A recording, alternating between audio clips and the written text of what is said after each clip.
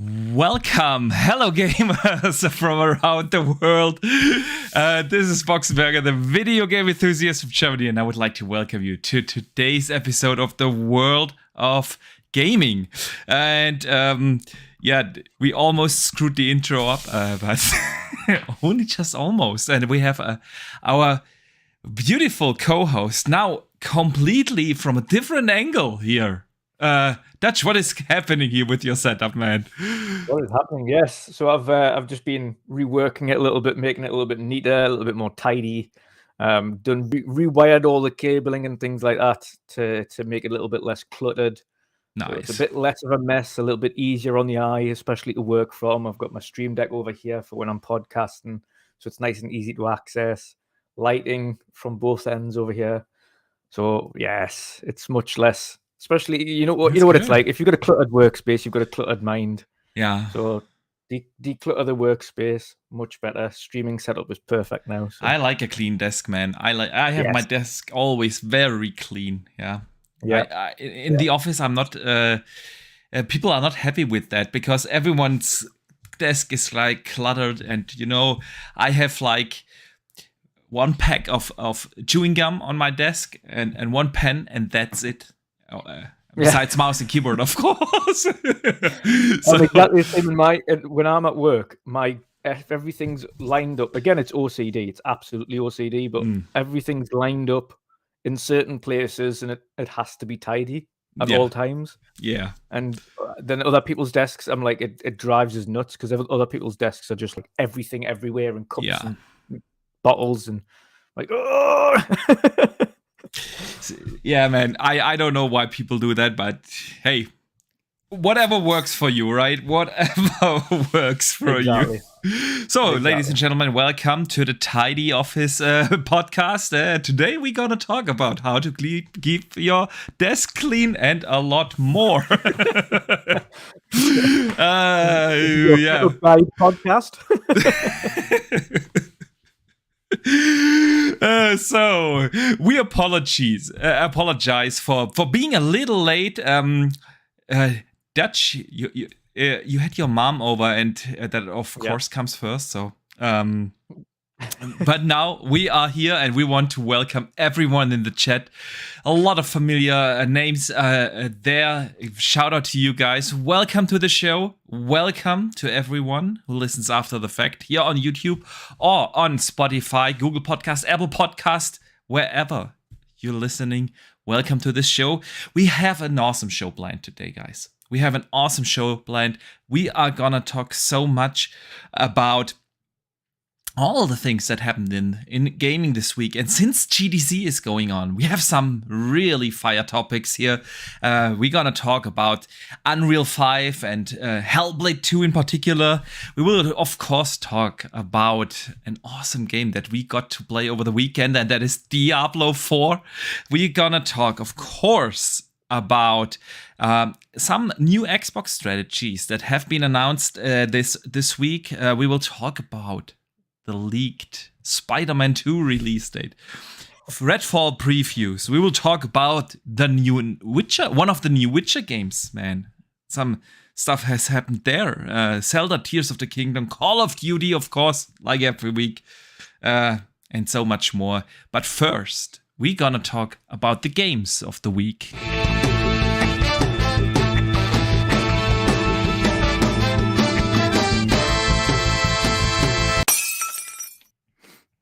All right there.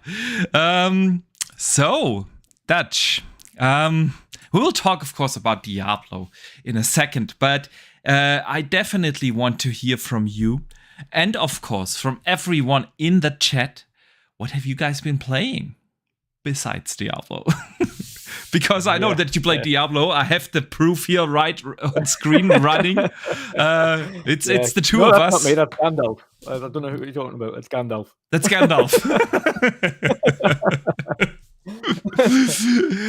Man. Well, what else besides? I didn't realize it has my clan because I started a clan for Midweek Mixup, by the way. So if anyone's playing Diablo, did that work for you? I wanted to start a World of Gaming clan, and I got an error message, and I was just like, okay, dude, It's Yeah, not working in the I beta. didn't even realize. But if you have a look at the footage on your screen, which is different to mine, Yeah, I've got yeah. MWMU beside it, and Yeah. that I don't get on that on mine. So clearly it's worked.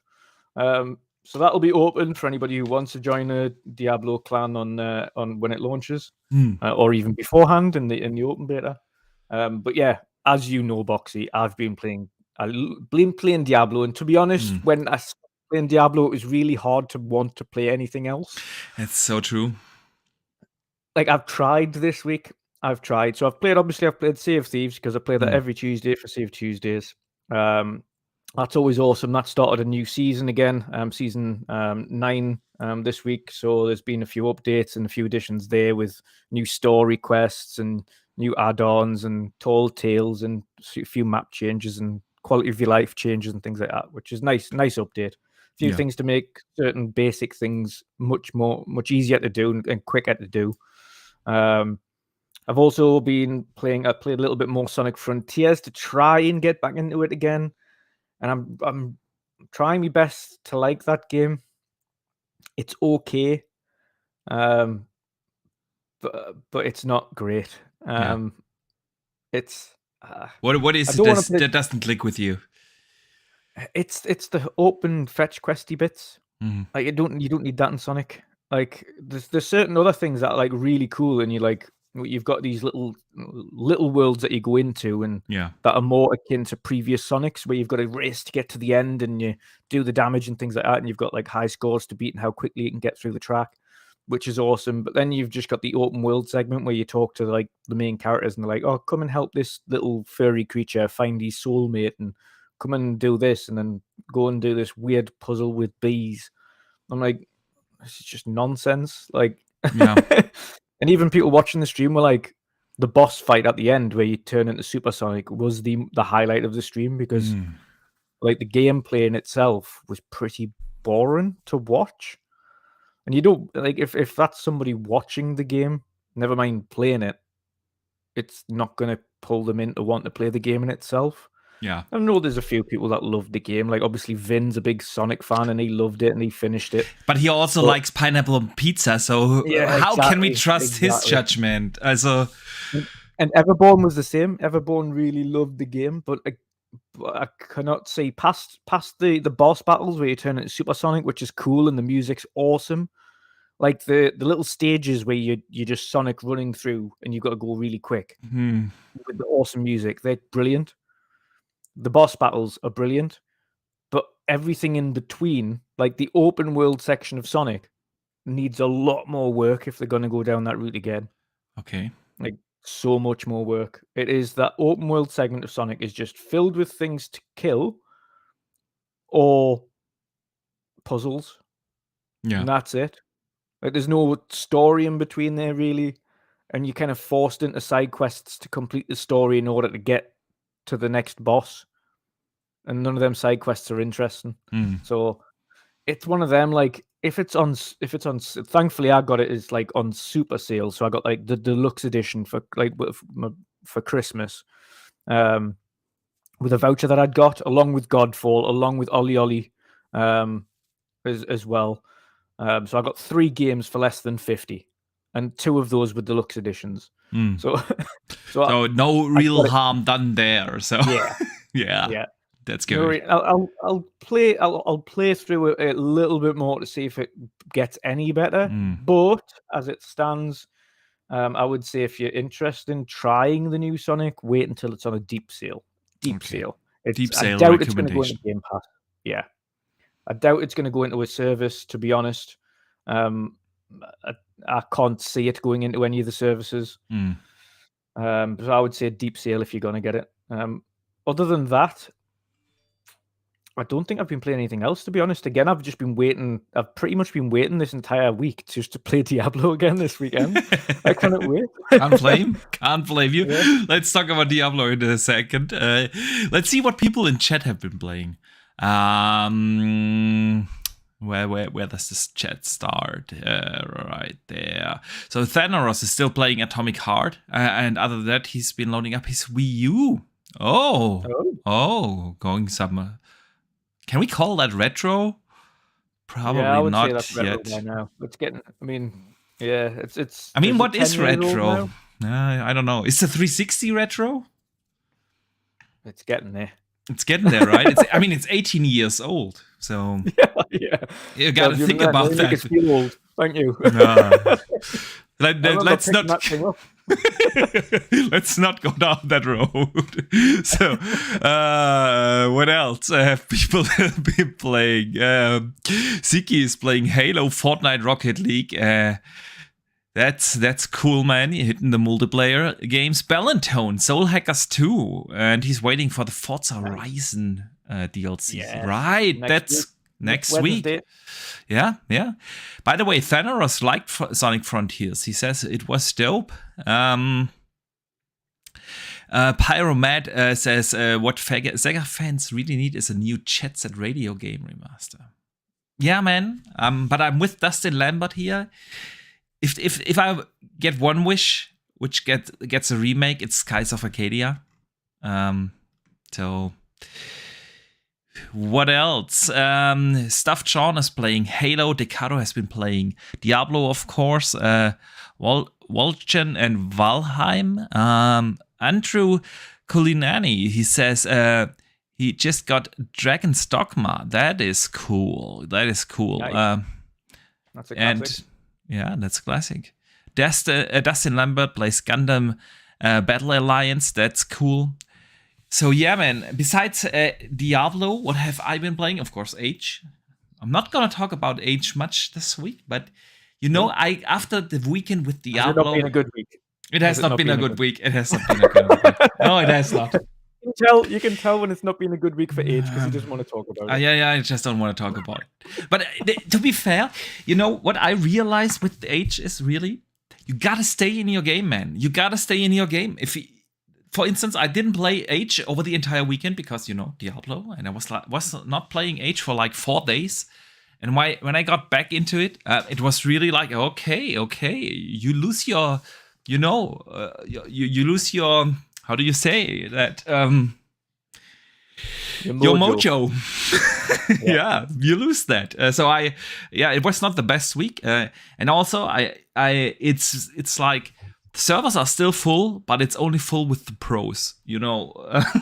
It's become really, really hard to survive there. Still in platinum though. That's good. And then I had the itch for like a good RPG, and I was browsing through my library, and you didn't just turn Witcher on again, did you? I did not. I downloaded Outer Worlds and started that again. Yeah, man. I had the itch for some good Obsidian RPG. You know what it is? I've been thinking about doing that recently. Do it. It's I love so that good. Game. It's one of my most anticipated sequels. Like Outer Worlds 2. The podcast Outer Worlds 2 is up there with one of my most anticipated games that are in development for Microsoft, and that's just based on the first one. It was everything I wanted from, should we say, a Fallout in space that wasn't too much. Yeah, it didn't outstay its welcome. It wasn't like too long. It was like 20 odd hours, not like 50 to 100 hours like Fallouts are. It was just perfect. It was the perfect size game. Absolutely, the pacing was on point. It was. It had. You had the sense of the enemies, the weapons, everything, the writing, the traversal. Yeah, on point. And even though it was not like super open worldish, you had like these open areas that were just big enough so that they were interesting enough to explore, but nothing too big.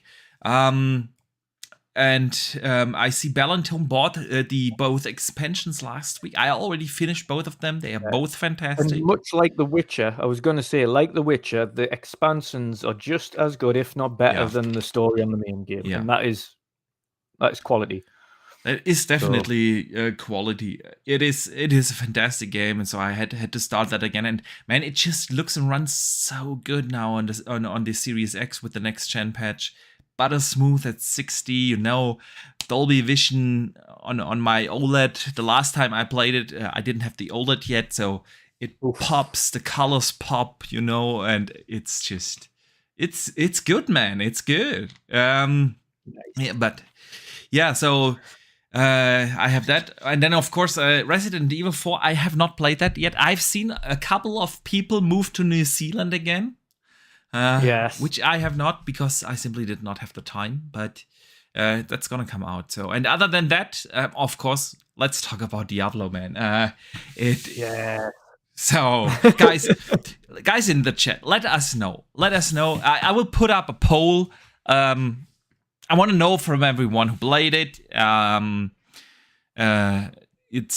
What did you think? Dutch, let us hear your thoughts. How did you like Diablo 4, man?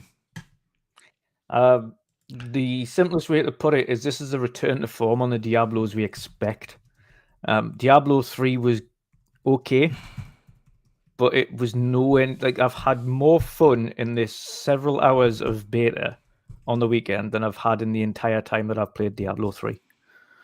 And that's a testament to what they've done with this. And it hasn't, even this beta hasn't unlocked half of what you're able to do.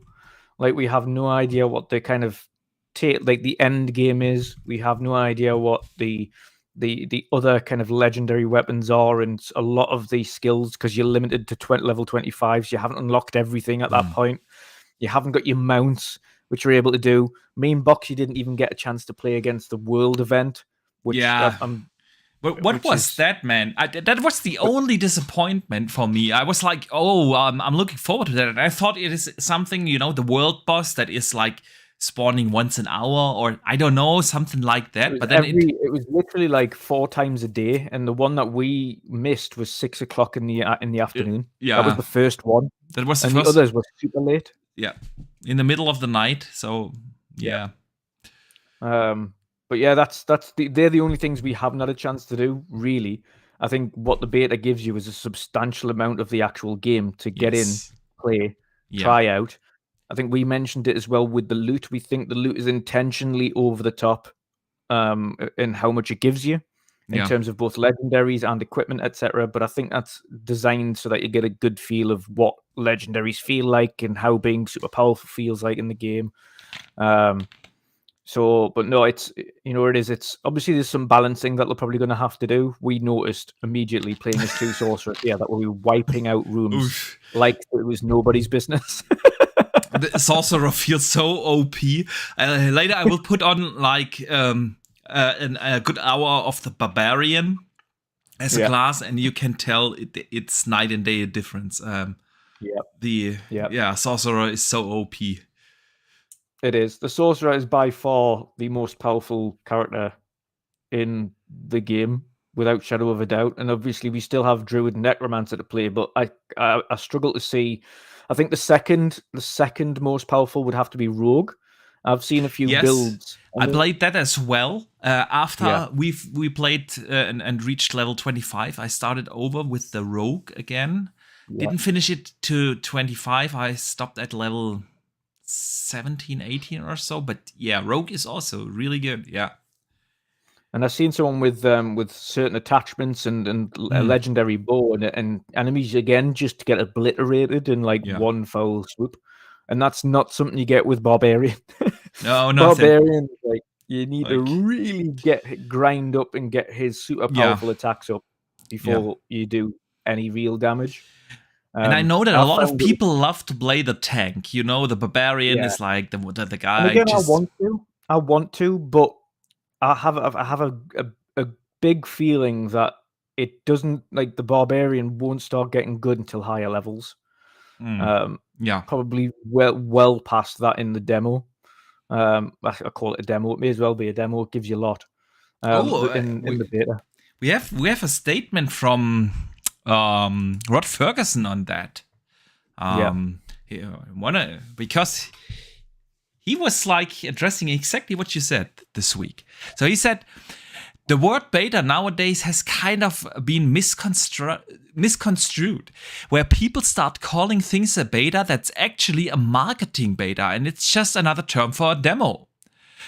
He told that NME. And he continues, that's not our case at all. Our beta is actually us testing our technology, especially on the server side. We had a little bit of a rocky start on Friday.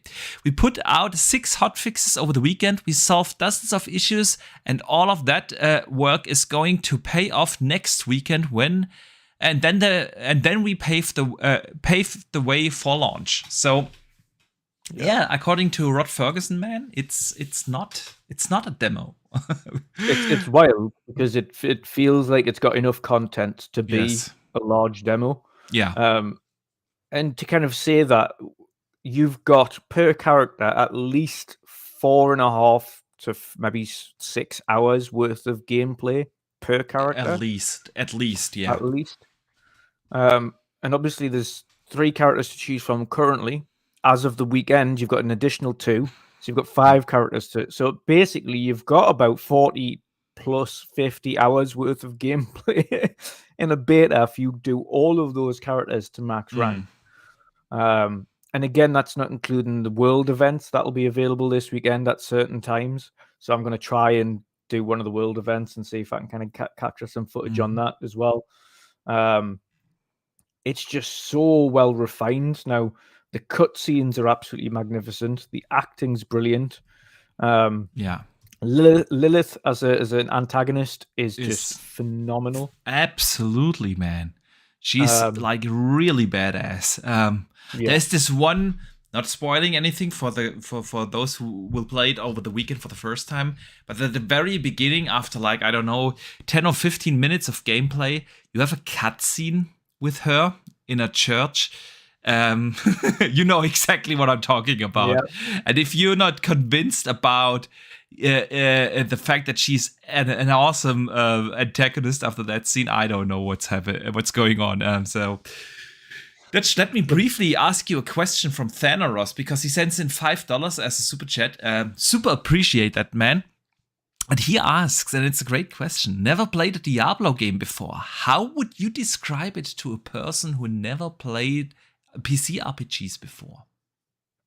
Oh, that's a good one.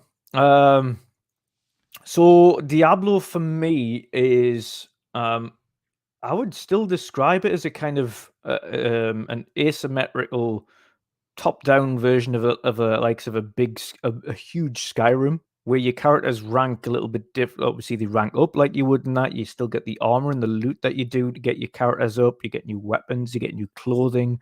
You rank them up efficiently.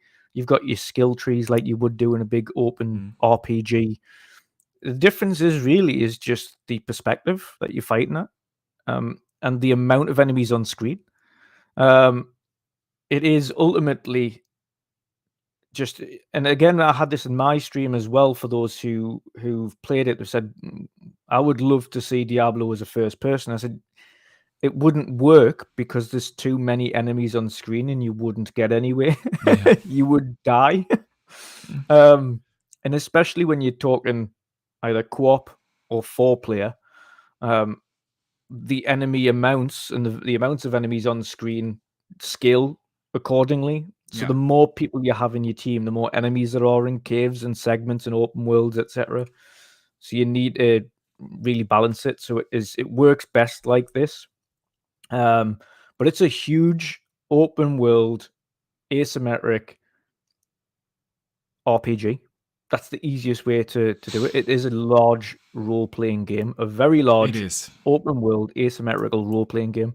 So it's like any other real role-playing game. You've got your special moves, your special abilities, your weapons that you can choose from and change out, and your different equipments. You've got transmog systems. So if you like certain clothing but you don't like the look of it, you can use other clothing in order to make it look like that. Yeah, you can. I think, if I'm not mistaken, I think, at least to my knowledge, this is the first game that ever had it. The transmog system. So, yeah. That's right as well. That's right. And this is also, in comparison to the others, other Diablos, this has it's obviously a big open world to it, which is a little bit different to any other Diablo because they're normally like little segments in other Diablos. But this is also the first way the open world, the overworld, as you would call it, because you've got overworlds and you've got dungeons. So when you're in dungeons, it's you and your co-op party are there, and nobody else. When you're in the overworld, which is the big open map, then everybody is there. So you go into the cities, and you've got anybody who's on lines running around the cities, upgrading their armor, so on and so forth. When you're running around the map, people will be doing random events, and you'll see them running past you and going against the world boss and things like that. Yeah. And then you go into your dungeons, and then it's just you or you and your party doing whatever missions that you need to do. Yeah. It's just a huge open world RPG, basically. It is. Huge. I think that the difference in between Diablo and other classic RPGs like the likes of a Witcher or Skyrim or games like that is mainly two things. The first one is that it is even more so based on loot than other RPGs. So absolutely, you have basically two things where you level up. You have your classic skill system, like you get points. You have your skill tree. You can learn different skills. You can specialize your character on certain skills, like in many RPGs. But the factor that comes in is that it's heavily also loot based, and the loot you find, and this is something, of course, other RPGs have that as well, but it is a strong focus in Diablo that your loot fits to the skills you have chosen in your skill tree. So you will find, I don't know, a staff. I'm playing here as a sorcerer. You find a staff or a wand that does extra damage with, I don't know, lighting. And of course, even if the stats might be worse for compared to another wand you have in your inventory, you might still choose this one because your skills are based around lighting damage. Yeah, so things like that, and it is really deep. This was a very simple. There's a section to it as well. Is, for instance, I unlocked a couple of different items that were slightly higher stats, but the two items that I would have had to replace them with, I would have lost two different moves from my skill tree. So it actually, one of them unlocked Blizzard, the other one unlocked Fireball. So without me using any of my points in my skill tree, these two clothing items give me those abilities. Yeah. So basically, I would gain those abilities if I wanted to use them without using skill points, which is another bonus, because of course, every time you level up, you get a skill point. Yeah. So if these clothing items are giving you those skills anyway, then it saves you having to unlock those particular things. And again, as Boxy was saying, certain clothing items give you certain things. So depending on what type of build you want to go for, so if you want to just go full lightning sorcerer and all of your moves are lightning based, then you can do that. If you want to just have like all ice based, you've got loads of ice, loads of fire, loads of poison things. No matter what kind of build you want to go for, there's something for it. Absolutely. Yeah, it's just, and then like the characters themselves, like you can have different classes in other RPGs as well, but it's rarely that they play so vastly different.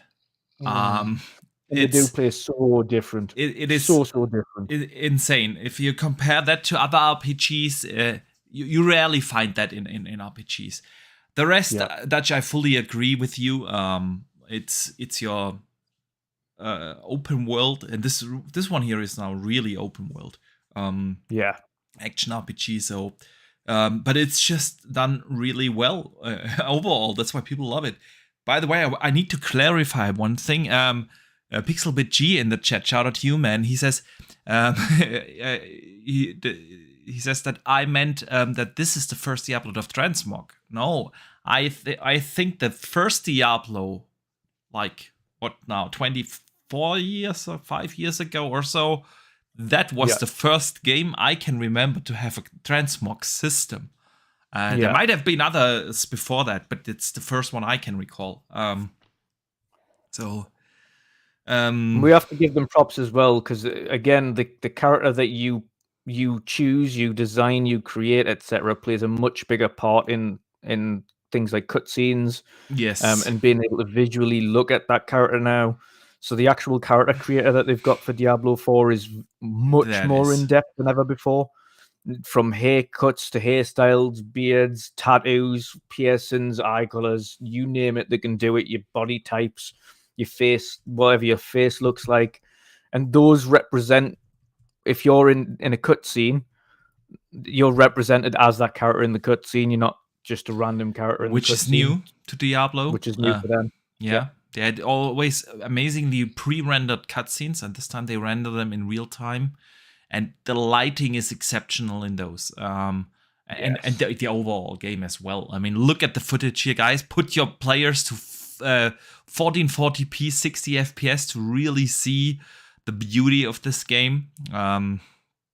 We try to stream here the world of gaming in high quality so that you can actually see how good these games look that we show here during the show. So make sure. Dutch, I fully agree with you. There are two things that surprised me the most. The first is the story, because if I compare that to previous Diablos, like the story really didn't matter. If we're honest, I agree. I don't even know. I still don't remember what 3's story really was. Oh, I do, but that's because I played like 15 times through the campaign with different characters and my buddies and everyone. But yeah, I do agree. So that was definitely the first true surprise, and the second is, and I've seen a lot of people disagreeing on that. Is that I think it perfectly captures like the atmosphere of Diablo 2. It is just like I know where they wanted to go with Diablo's 3 art style, and I don't get me wrong, I love Diablo 3. It is my second most played game on the Xbox. So I played hundreds of hours of Diablo 3, loved it. But the art style was not Diablo. They went with like this colorful World of Warcraft-ish, like 13 years ago when World of Warcraft was still a big thing, you know. They wanted to capture like a similar art style, make it more mainstream. And Diablo 3, they messed up that launch. It became an incredibly good game once they ditched that weird online in-game store and everything. It became a fantastic game, but and this one here is like, yeah, man, Diablo 2 atmosphere all over game. It's dark, it's dirty, it's gritty, it's like, and I was going to say, I think what actually helps with, and you mentioned the story before, but I think and we mentioned Lilith before, but what really helps a good story is having an enemy or a main an antagonist that you actually enjoy seeing, and a story that revolves around them that unfolds correctly. And I think with Diablo 3, that story really didn't translate properly into like the big boss at the end, the overarching threat.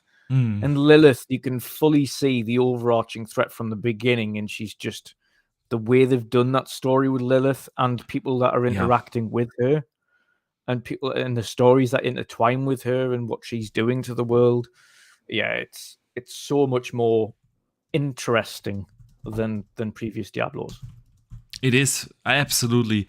And it is, I wonder if that's true what we had speculated while playing, because we found a lot of fantastic loot. For the first act and the first 25 levels, we found so much good loot.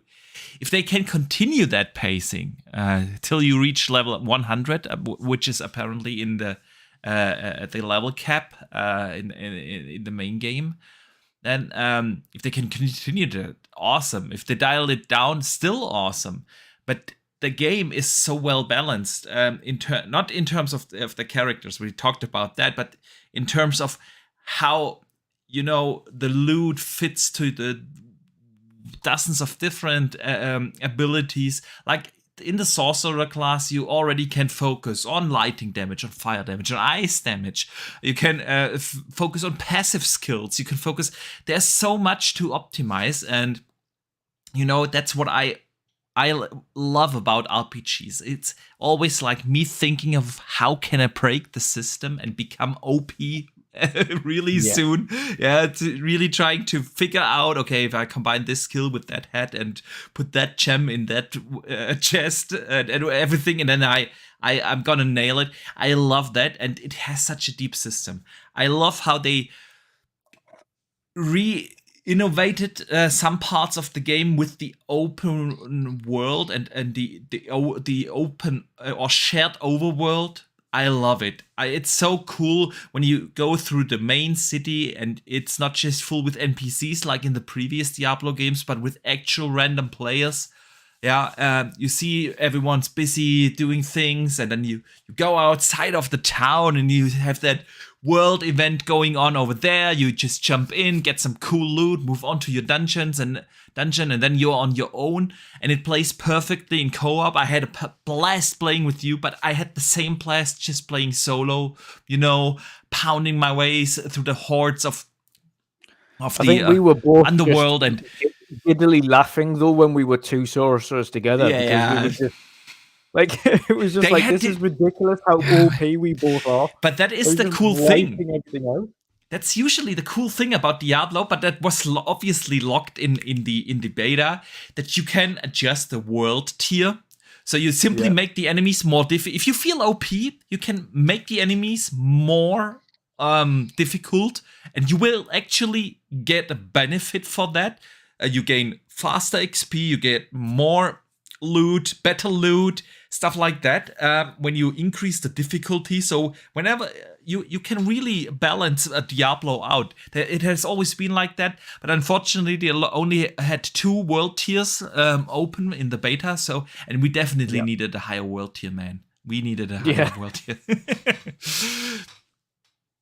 So yeah, but it is like you can see on screen here, Dutch and myself, it is our way to level 25 with our sorcerer, and we're just pounding through the enemies on the highest difficulty or highest world tier that was available in the closed beta.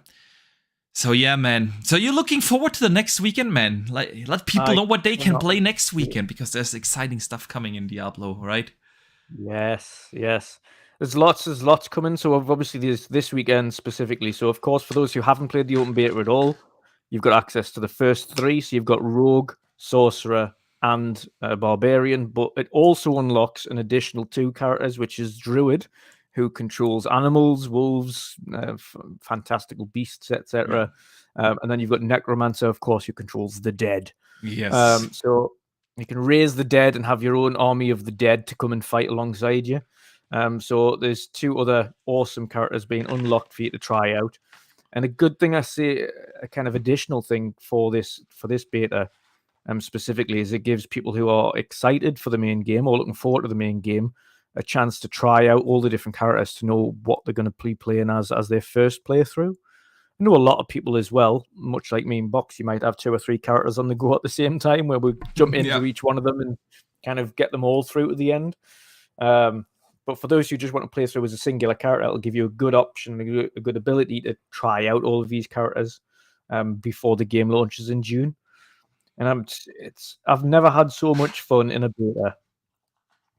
Yeah, and since I can remember, absolutely. Like, it felt like it almost, and again, this was without a load of things unlocked. Like, there was no mounts to traverse around the map. They had quick traveling though, so if you unlock the quite fast travel points in certain main towns and cities, you can fast travel to them. There was an abundance of side quests to play in the beta as well, so you can do that. Some awesome cool dungeons. Yeah, these dungeons, lots of loot places, lots of mini bosses and little world events aside from the large world boss that they bring in every few hours. These are more common, so it's like every 10-15 minutes there's another kind of world event kicking off in certain areas, and you can do them as many times as you want and kind of just farm them for loot or farm them for experience if you want to. But it's just so much fun. But it is, I think overall it's one of them times where it's the first time I've been looking forward to a game, and then having played the beta, I am now absolutely hyped for the game and have upgraded my pre-order from regular to the deluxe version. And I don't do that. Usually I play the beta and I go, I'm looking forward to it, but I'll just wait. Yeah. I've played the beta on this one. I'm like, I cannot wait to get into this game and sink. And I know I'm going to sink many hours into it. Yes. And it's even made me to the point now where I'm like, I am so glad Starfield doesn't come in At the within same 2 months time. of this game. Yeah. Even within 2 months, because if this game came out within 2 months of this game, I'm not gonna have the time for both of them. Yeah. It's gonna be one or the other. Yeah. And I would want to make the most of Diablo. Absolutely, I agree. I fully agree. I'm glad we have enough space in between them. It's gonna be awesome, and I cannot wait to see what the end game is gonna be all about. Yes. Yeah. Usually, Diablo has like 5 acts. I don't know where this one will land, but the previous Diablos had 5 acts and an epilogue usually. Yeah. And obviously the world bosses as well, just to kind of say that these world bosses change. So the one that they had on last weekend, and I think it'll be the same for this weekend, because they don't want to give anything away for the big game and what the plans are there. But the big world boss on this one is a giant dragon. I've forgotten the name of it, but it's a huge dragon that just breaks out of the ice in the middle of the world, and it does say you cannot fight it alone because you will not win. You have to a minimum of a team of 4, but you can have up to 12 on your team to take it down. And I haven't seen any under a team of 8 was the smallest I saw that managed to beat it. 7s and below. I wanted to beat I wanted to battle that, but it was just too late. They said the loot from it was ridiculous as well. The 8 legendaries. I can imagine. Ooh, 8 legendaries. Sweet. So there was a lot of big loot there. And again, the color system on here might catch people off guard. You see on Boxy's screen now, orange is legendary, yellow is rare, yeah, blue is uncommon, and then everything else is gray, like a gray. Yeah. And it's hard to tell because when I first started playing it, I was like, "Oh, I've got loads of legendary," and it wasn't. It was rare, but I thought they were legendary, and then I got loads of oranges, and I was like, "What? Is this like a step above legendary?" I was like, "Oh no, these are legendary." Okay, so orange is legendary. Yeah, it is. It is. They kept that from Diablo 3. That was the same in Diablo 3 as well, by the way. So yeah. I mean, obviously, Diablo will give you like probably at least good 50 hours or so if you play the campaign properly, do some side quests and whatnot. You can easily spend probably like around that. I think my first playthrough of the Act 1 here in the beta was at around 10 hours or so. Could have been 8, I don't know. Didn't really keep track of it, but that's how it felt, like 8 to 10 hours, somewhere in that ballpark to get to level 25 and do a good chunk of the side quests and finish Act 1. So, of course, at around 40 to 50 hours, you will end up with Diablo, and then the actual game starts, because the end game is what Diablo is all about. Yeah. And even saying that, like, we have to speak about the size of the map. Like, what we got to play in the beta was huge. And a huge map. Didn't even scratch the surface. What we unlocked in the beta and what you'll unlock when you play this weekend in the beta is just a small fraction of the humongous map that they've got there. Yeah. So the game is massive. I just do hope that they get it right, because we've seen so many like live service or ongoing games that just didn't get the launch right. Not have enough content and whatnot. So I do hope they get it right here, because the potential is there. It plays fantastic. It looked beautiful. It looked beautiful. Butter smooth. VRR helped. I gotta admit that. VRR. I actually tried it out like for 30 minutes without VRR, and you could definitely notice some hiccups, but with VRR, butter smooth experience. So yeah, if they get the end game content right and have enough to keep people in the game at launch, this game is simply gonna be like at least 200 hours. I mean, I've seen a few saying it already, but it is definitely, if the full game is as good as what we've managed to play in the beta and then gets better, in terms of both the amount of content, which is significant in the beta, Yeah. and the story, which is brilliant. If it's as good as what we've played in the beta and better in the full game, then it is definitely another Game of the Year contender. Most certainly. So let's see what people in the chat think about Diablo. I'm gonna close the poll.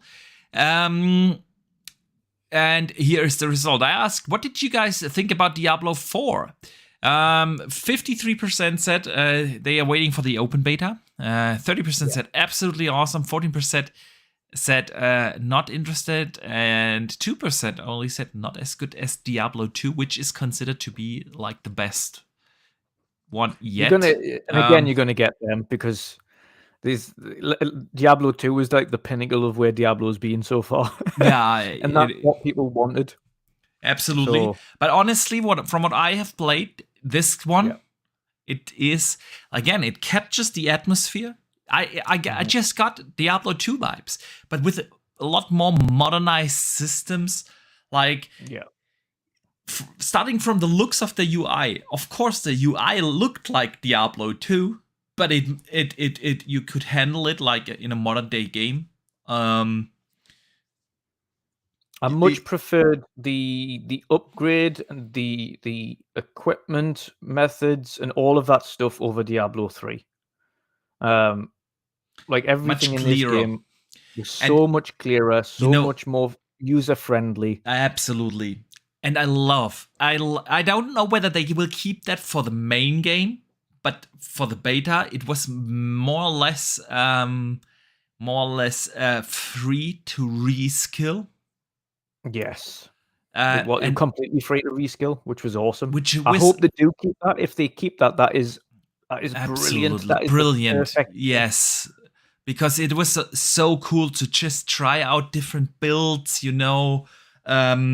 and I ended up actually, exactly. I ended up what you can see on screen. I had like a lot of course, lighting damage, but then there was like this one skill with the hydras, the fire hydras, which is so good. And if you combine that properly with your proper loot, you feel really like a badass. So I also tried like, of course, ice damage and freeze everyone to death. Also pretty cool. So there is some good stuff, and it just invites you to play around. And right now you see on the screen how big that map is and what small portion we actually unlocked. It is nuts. It is nuts, man. I wish I could play over the weekend, man, but I'm going to Austria tomorrow till Sunday. So for the most part of the weekend, I'm out of the country, actually. Not just out of town, man. So, but I do hope everyone's gonna have an awesome time in the open beta. Maybe on Sunday evening, depending on when I come home, I will jump in. Probably be very hungover, Good I know I'm taking Pat through the world of Diablo this weekend. Sweet. You introduce him to the awesomeness that is Diablo 4, man. Yes, definitely. And I'm gonna have a few cold ones on you guys while you play. Good friend of mine is turning 40, and he booked like a cabin in Austria, and a bunch of us are going there. We leave the kids and wives at home, and it's 12 guys over the weekend in a cabin in Austria. It's gonna be awesome, man. But for everyone else, I do hope you guys enjoy Diablo. And since a lot of people are gonna play it for the first time, we definitely have to bring it up next week as well. Again, man. Just to see how the community liked it. So, but let's move on. I wanna talk about something you are preparing at the moment, and that is the indie showcase, because. The community indie showcase, you do that each and every year, and you get better and better at it. And I know that because you told me a couple of things you are going to improve upon, and what you have been planning. So, man, to get everyone hyped, and before you explain what you have in store for the indie showcase, I'm gonna play your awesome trailer that you put together for the Community Indie Showcase on April 22nd. And guys, definitely make sure to set the settings in the player now to 1440p, because this trailer is looking so fantastic. So let's just roll it. Living every day in your head for free. You can tap away, but I will not hear you scream. You can break the keys, spread your toxicity, your world outside reality. In your room, a little hideaway, but you let it through. Enough to go insane. Living in the dark hasn't treated you well. You're building your own prison cell. Hey, wait, don't waste it on me. Spy, lies telling you, don't waste it on me.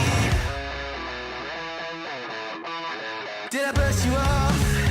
Is it your lack of friends? We never met, even if you pretend. Am I in your debt? I don't know you nothing. Don't say something you'll regret. Hey, wait, don't waste it on me. Spy, lies telling you, don't waste it on me.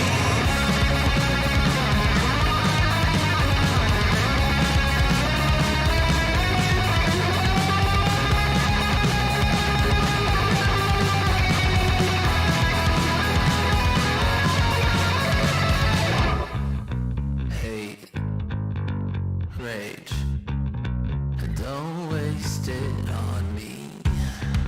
Spite, life's telling you, don't waste it on me.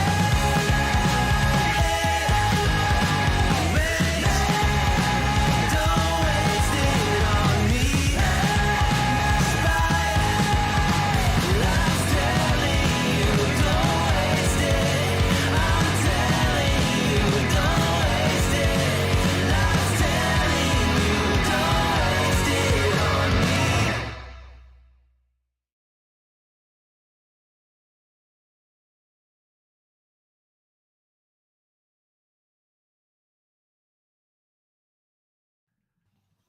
All right, the trailer for the indie community showcase. I hope you guys enjoyed that. Dutch, tell us a little bit, at least what you can tell. Yeah, April Yes. 22nd, we've seen that. So in about a month, we will get what is, in my opinion, and I'm not just saying that because you're my co-host, I truly mean it, the best indie showcase out there. I just said it when we were on mute during the trailer, that this is that when you compare this show to what you put together last year to the others, Twitch things and all the other smaller indie showcases, it just didn't get it. But you showed game after game after game, and you hit it out of the park. The pacing was awesome. The games were awesome. So what can we expect this year? Because you do a couple of things differently this year, yeah? Yeah, so of course last year, and this is our third year running now.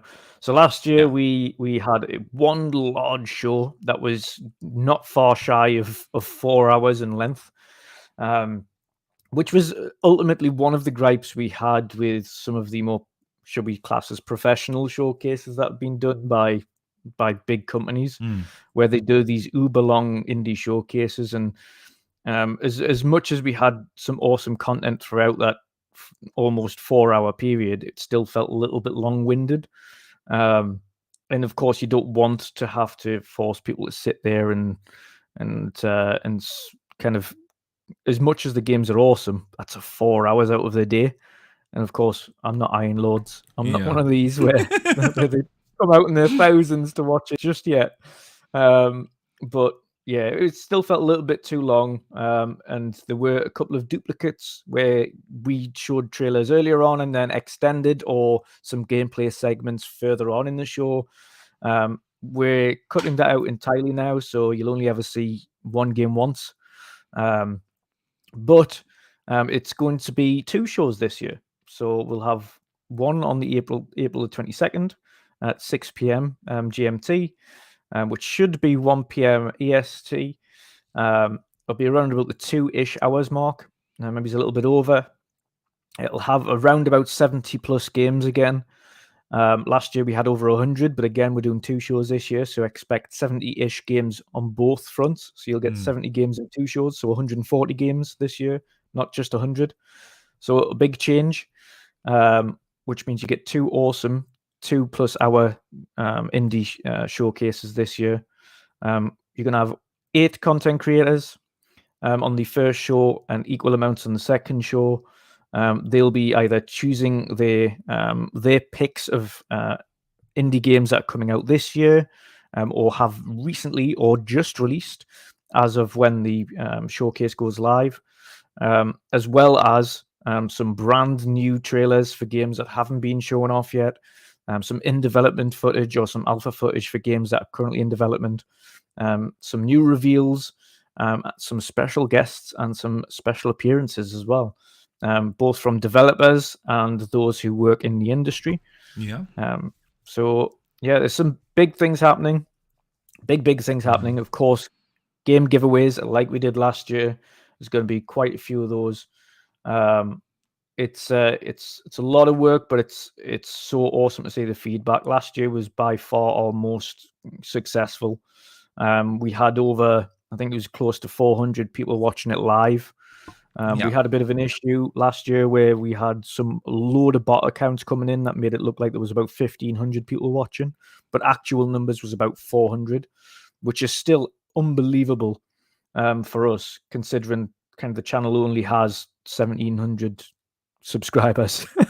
So massive jump for us. 400 live viewers, a total of 24,000, almost 25,000 views on that showcase, which is significant. And of course, we do this simply for the community, by the community. So it's a community-run show. It's created by community members specifically for yourselves. Of course, the show itself cannot be monetized because everything's copyright, as you can imagine. So what we do is simply just to give back to the community and bring you all an awesome showcase. Now, we did it because the showcases that were on offer felt like there was far too much fluff, far too much talking and not enough of the games. You know, the games they did show 3 games and then they'd talk for 20 minutes and then 3 games and talk for 20 minutes. You'll find the people that come on screen and talk about the games are on there for no more than a minute. So you've got maybe about 10, 15 minutes tops in 2.5 hours or so of people talking. And the rest is just games. So you've got 15 minutes of solid games. And that's how a game show should be, man. And that's how a game should. It's gonna be awesome, man. Cannot wait, because I know a few of the special appearances, and it's not an understatement to say it's epic. It's gonna be epic. You really caught some attention with that show in the community, man. Otherwise, you wouldn't have get to get the people on you will get this year. So and we're gonna keep promoting it. The people that were happily come back as well. That's a testament as well to how much they kind of enjoyed being part of it, and then seeing the feedback for it is when they asked some of the people or people whether or not they want to be part of it again this year. Or it was like even some of the smaller creators, like we had, and I'll say the ones that we've got for some of the creators. So of course we have yourself, Boxenberger, on the first showcase this year. We've got Everborn Saga and Kersante. We have, of course, I Steal Rain and Pong Soul.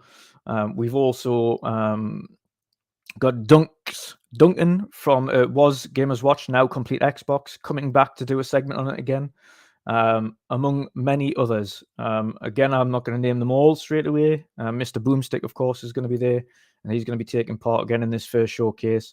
I've already got a few lined up for the second showcase. But yeah, there's quite a few I can't mention yet, including developers. But yeah, there's a lot going on. It's super Absolutely. exciting as well because it's a case of, as I started to kind of describe there, when you speak to them, instead of them going, "Oh, we'll just check with PR and things first." Now it's a case of, "What do you need and when do you need it by?" Not like, "Oh, we'll see." It's no. What do you need? Like, tell us what you need and we'll do it. I was like, brilliant. Okay. Isn't that awesome, man? That's what I meant. Josh, you caught some attention in the community. The indie community showcase is a known thing now, and that's well deserved. And I cannot wait, man, to see the entire show this year. Gonna be awesome. It's my absolute honor to be a very, very, very small part of it. So yeah. Let's stay on the topic of indie games for a second. Yes. The ID at Xbox program in German, it's called Xbox. So yeah, we don't say Xbox, we say Xbox. So the ID at Xbox program had something to announce this week. Not only did they celebrate the 10th anniversary with that awesome program, they also announced that they are trying to help indie developers to create physical versions of their games. Chris Chala, the ID at Xbox director, had to say the following. Ironically, we've even enabled retail disc publishing for developers in ID at Xbox Digital Self-Publishing Program. This retail program is still in the pilot phase with a limited number of partners, but developers can make physical versions of their games with only a low minimum order quantity of physical units from Xbox. We look forward to rolling this out to more broad participation in the near futures.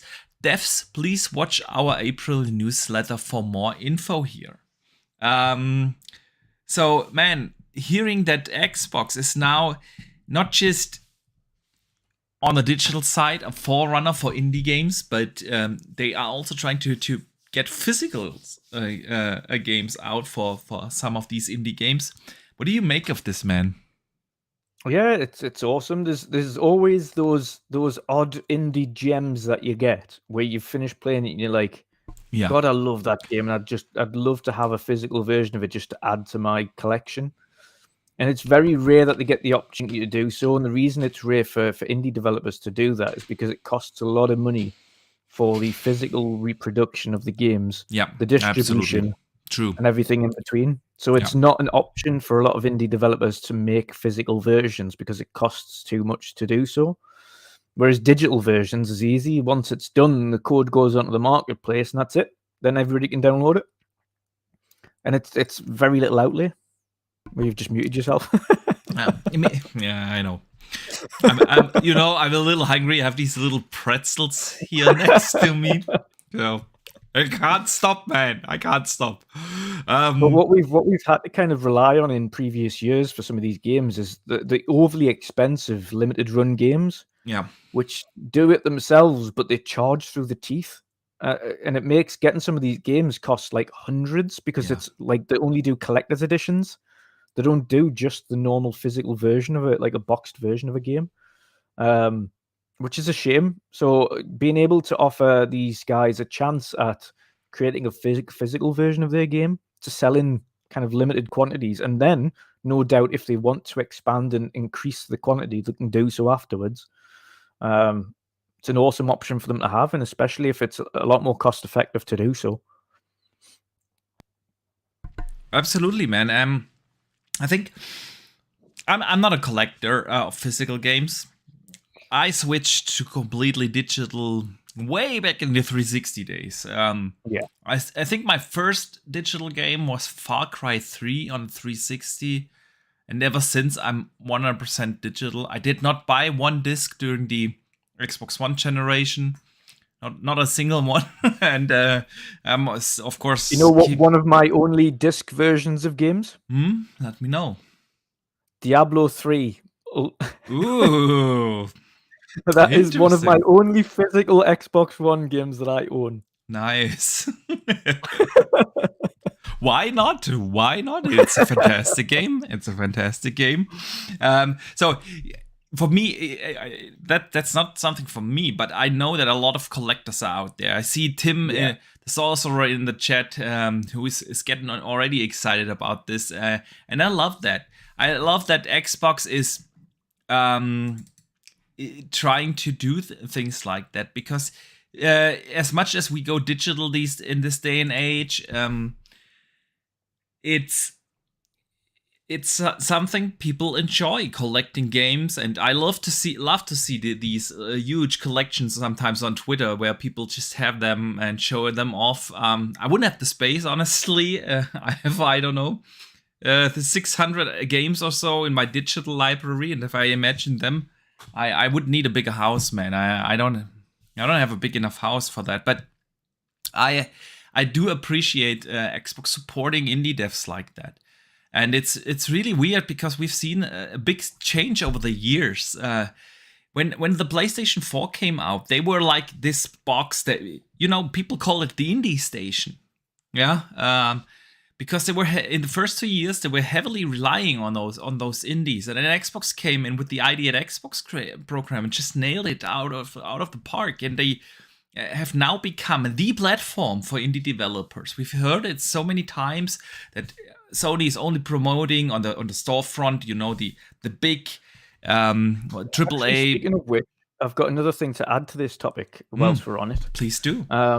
Harry, who was part of Gamers Watch, and now part of Complete Xbox as a physical reviewer when he does it, sort of like actual written reviews, put up a review out the other day of an indie game that went into Game Pass called Merge and Blade, as we spoke about the other week. So after that physical review went out, they contacted him to let him know a few of the points in his article they were correcting. So one of the things he asked for was touch controls for Merge and Blade. They said that's coming in another update. Also, due to the unexpected much greater number of players that we've seen thanks to Game Pass, we'll be adding additional content, DLC, additional characters for roguelite mode, among many other things because of its success in Game Pass and on Xbox. So again, just to add that kind of sentiment to yourself, because of the work that ID at Xbox have been doing, and the teams behind bringing all these indie games to Game Pass, it is providing a huge successful platform for indies. Absolutely. Every Xbox can be turned into a dev kit. Everyone can do it, and we've heard it so many times from developers that we had on this show, on your show, and in other situations where we know that Xbox is just very supportive of indie games, and the idea at Xbox's program is not just a marketing thing. They actually do mean it. They support the devs. If you apply there, it's pretty much easy to get like the actual development kits. You don't want to apply for the program, you can turn your regular Xbox into a development kit, and they're gonna support you, man. And that's something we need to shout out. And they've been doing that for now 10 years of indie games. So yeah, shout out to Xbox for doing that. I love the program, man. Something else Xbox has done this week is they announced that it's not related to the ABK thing, because I've seen people draw comparisons or make it a new argument. It has nothing to do with the ABK acquisition per se, but Phil Spencer gave an interview, and he explained that Xbox's mobile game store could launch next year. The company is planning for a new legislation allowing new app stores on iOS and Android. And Phil had to say the following: "We want to be in a position to offer Xbox and content from both us and our third-party partners across any screen where somebody would want to play." He said that to the Financial Times. "Today, we can't do that on mobile devices, but we want to build towards a world where we think will be coming, where those devices are opened up." So next year, I think it was March, across the EU, the new law gets in act, and then Android and iOS have to allow for different stores. And Microsoft obviously is planning something to do there. I mean, the whole ABK acquisition, and I think that's where ABK comes in. We know it's about mobile, and we have heard it before that they want to bring a mobile store, and it looks like it's going to be early next year when they do so. So what do you make of this, and what do you think this mobile Xbox store is going to be like? Is it going to be like, mainly for xCloud, or what do you think we will get on this storefront? Yeah, I think it's going to be a mixed bag. So, of course, I think there's going to be an implementation where it brings you into Game Pass, and that makes sense. Of course, Apple Arcade is actually, I think it's got something like 100 million users now. Yeah, it's the largest gaming arcade, mobile arcade kind of subscription service there is. So it shows that mobile gaming, especially Apple Arcade, is extremely successful, and is one of the largest subscription services. Absolutely. So Microsoft know that they don't want to miss a trick, and it absolutely makes sense. One of the things that didn't make sense though this week, and for those who have had a chance to download and try it, is the new mobile game by AlphaDog, who obviously are owned by Microsoft, who created the new Doom game on mobile. Have you tried have that? any tie-ins to Xbox. Have you tried the Doom mobile game? I have. How is it? It's very much like the Gears mobile game that came out. Okay. Very similar. It's okay. It's a one-handed game. You don't really have to think about it. It's an auto shooter, like an AFK kind of game where it does all the shooting for you. You upgrade as you go through the levels and kill bosses and things like that. It's okay. It's a simple game, but it has zero tie-in to Xbox Live, so there's no achievements. There's nothing like that. There's no kind of a tie-in to the Xbox infrastructure, which is a bit odd, I think, for a game that's created by AlphaDog, who's owned by Microsoft. So yeah, it's okay, but I suspect to see more of those type of games, but with implementation to Xbox, for achievements and things like that, and for reward points as you do. So you would log into Game Pass and get your rewards for the day, and then that adds up, etc., etc. I would also see maybe larger scale games. We've seen the likes of Diablo Immortal, which of course people hated for the microtransactions and things that were in it. But as an actual game in itself, it was a good game. It was, and it was like how long did it take you to finish the campaign? I would say at least 15 hours or so. And only after that, like the pay to win stuff kicked in. And up until that point, you got a fantastic game for free. So, yeah. Exactly. And the thing is about mobile games as well is a lot of the modern mobile hardware these days is, even on lower end devices, is super powerful. Powerful enough to be able to run pretty good quality games, whether that be the likes of an Octopath Traveler-esque RPG, which are easy enough done on kind of mobile games. We've seen all of the historic Final Fantasies on the Google Play Store and on Apple Store, etc. So we know you can play all the original Final Fantasies on mobile without a controller. It's all touch control. So those kind of games do well on mobile. They sell very well on mobile. So there's a massive market for a varied amount of games. Of course, they have FIFA Mobile, they have COD Mobile, they have PUBG Mobile. Basically, all the big gaming franchises have a mobile version these days. Yeah. And they do so well. Like Call of Duty Mobile and PUBG Mobile do extremely well. You'd be surprised. And again, now, these days, you've got streaming modes on your phone. So you can literally stream games directly from this. And it's got your camera already built into your phone.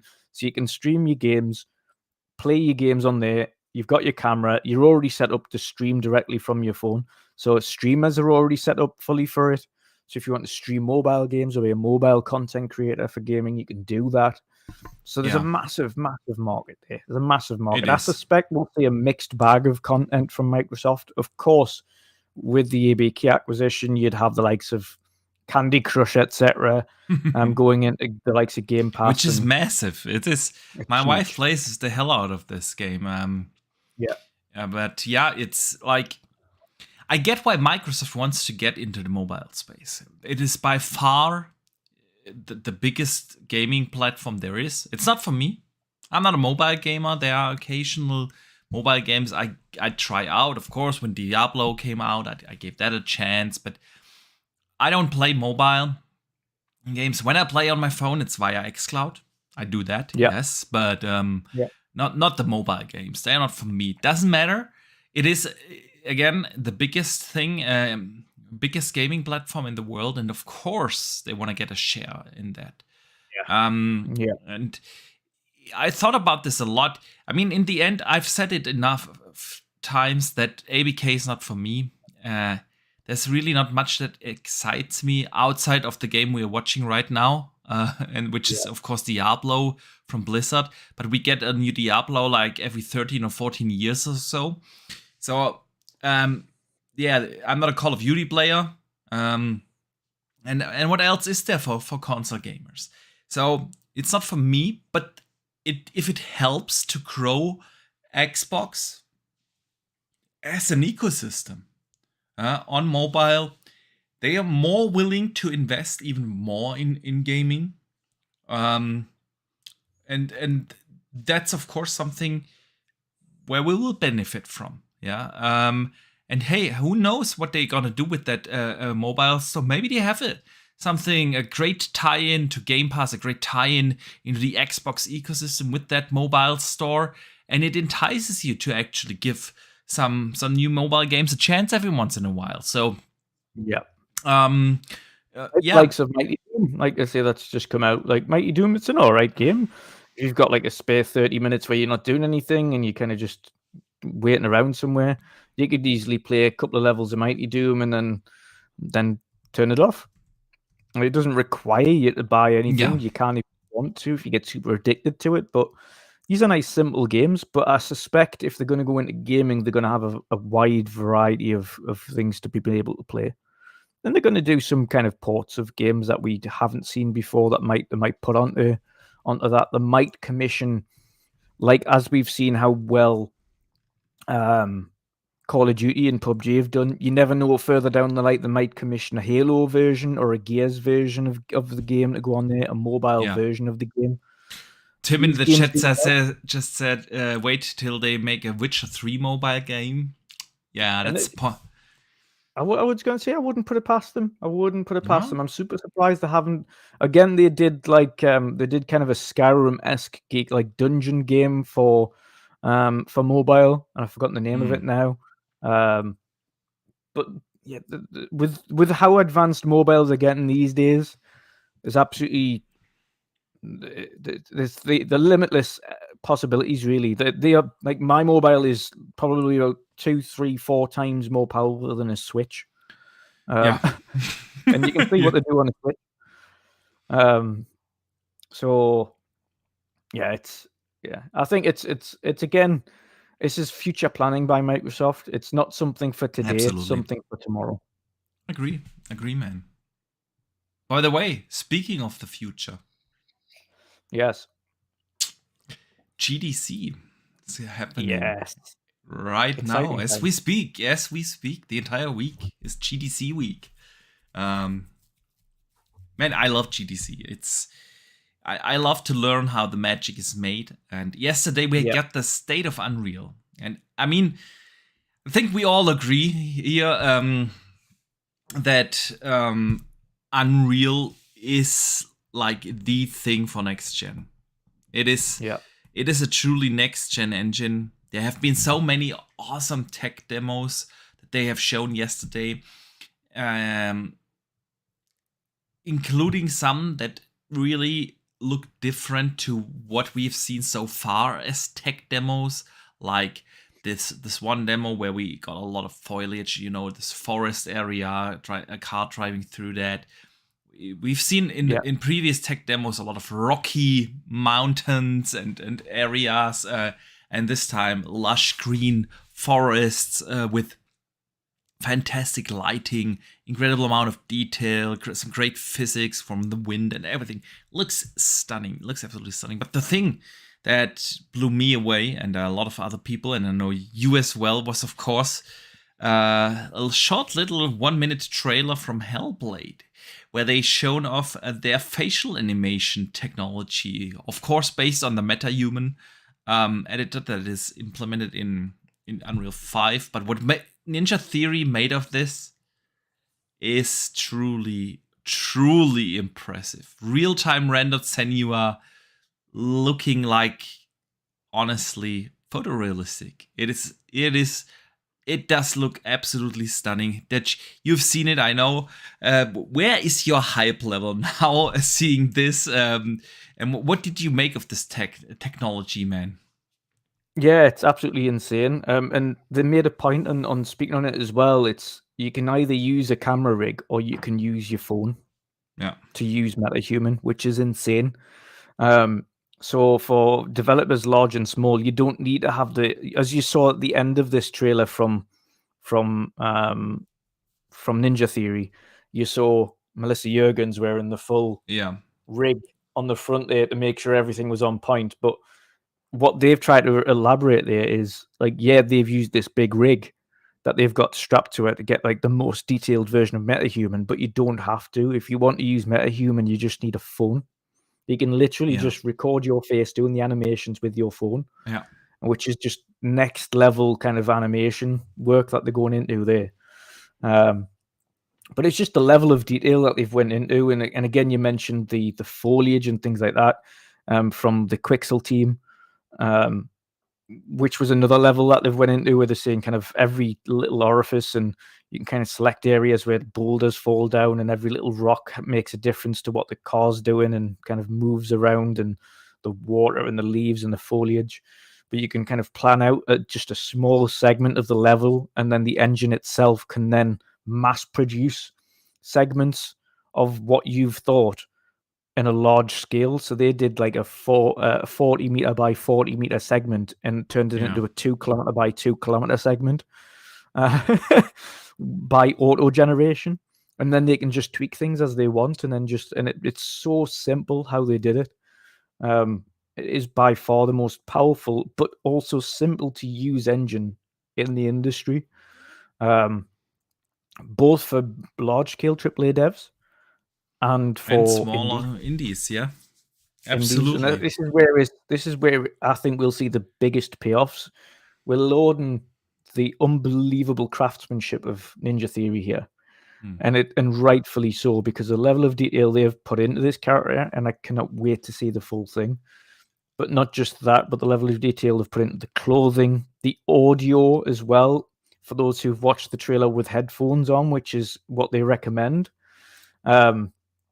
They've also got 3D audio on the trailer for people to listen to, so you can kind of see the next level of 3D audio that they're introducing. Have you listened to it with headphones? Yes.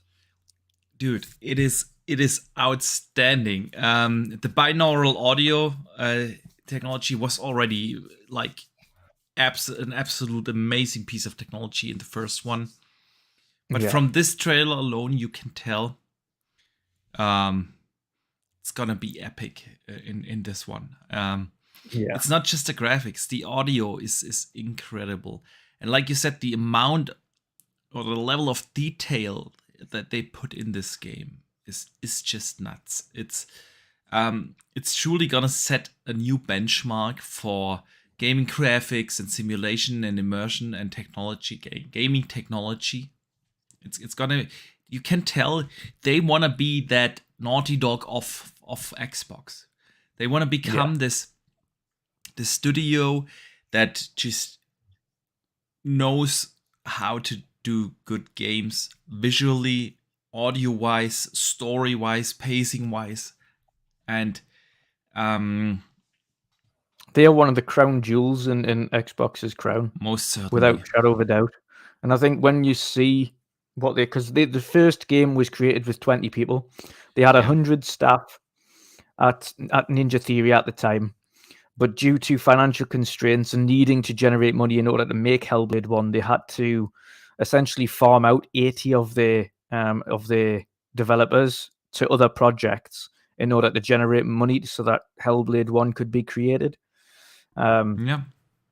Hellblade 2, as we know, not only have they recouped all of those staff to work on Hellblade 2, so they've got the base 100, but they've also gained an additional 50 to 100 staff to work on Hellblade 2, and then another small portion of staff that are working on other little projects in the background, such as Project Mara, etc.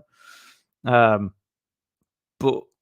if you were super hyped and super impressed at what 20 people did at Ninja Theory for Hellblade 1, and you imagine 4 times that amount of talent going into Hellblade 2, Yeah. and what we know of so far, which is they've mega scanned environments from Iceland. They've done 3D and binaural audio captures from even things like ice cracking in Iceland to water droplets dropping in ice caves to streams of water to snow crunching.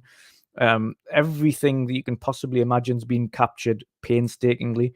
They've created all of the armor and outfits physically first, and then mega scanned them all in. And they built their own material scanner, man, for that.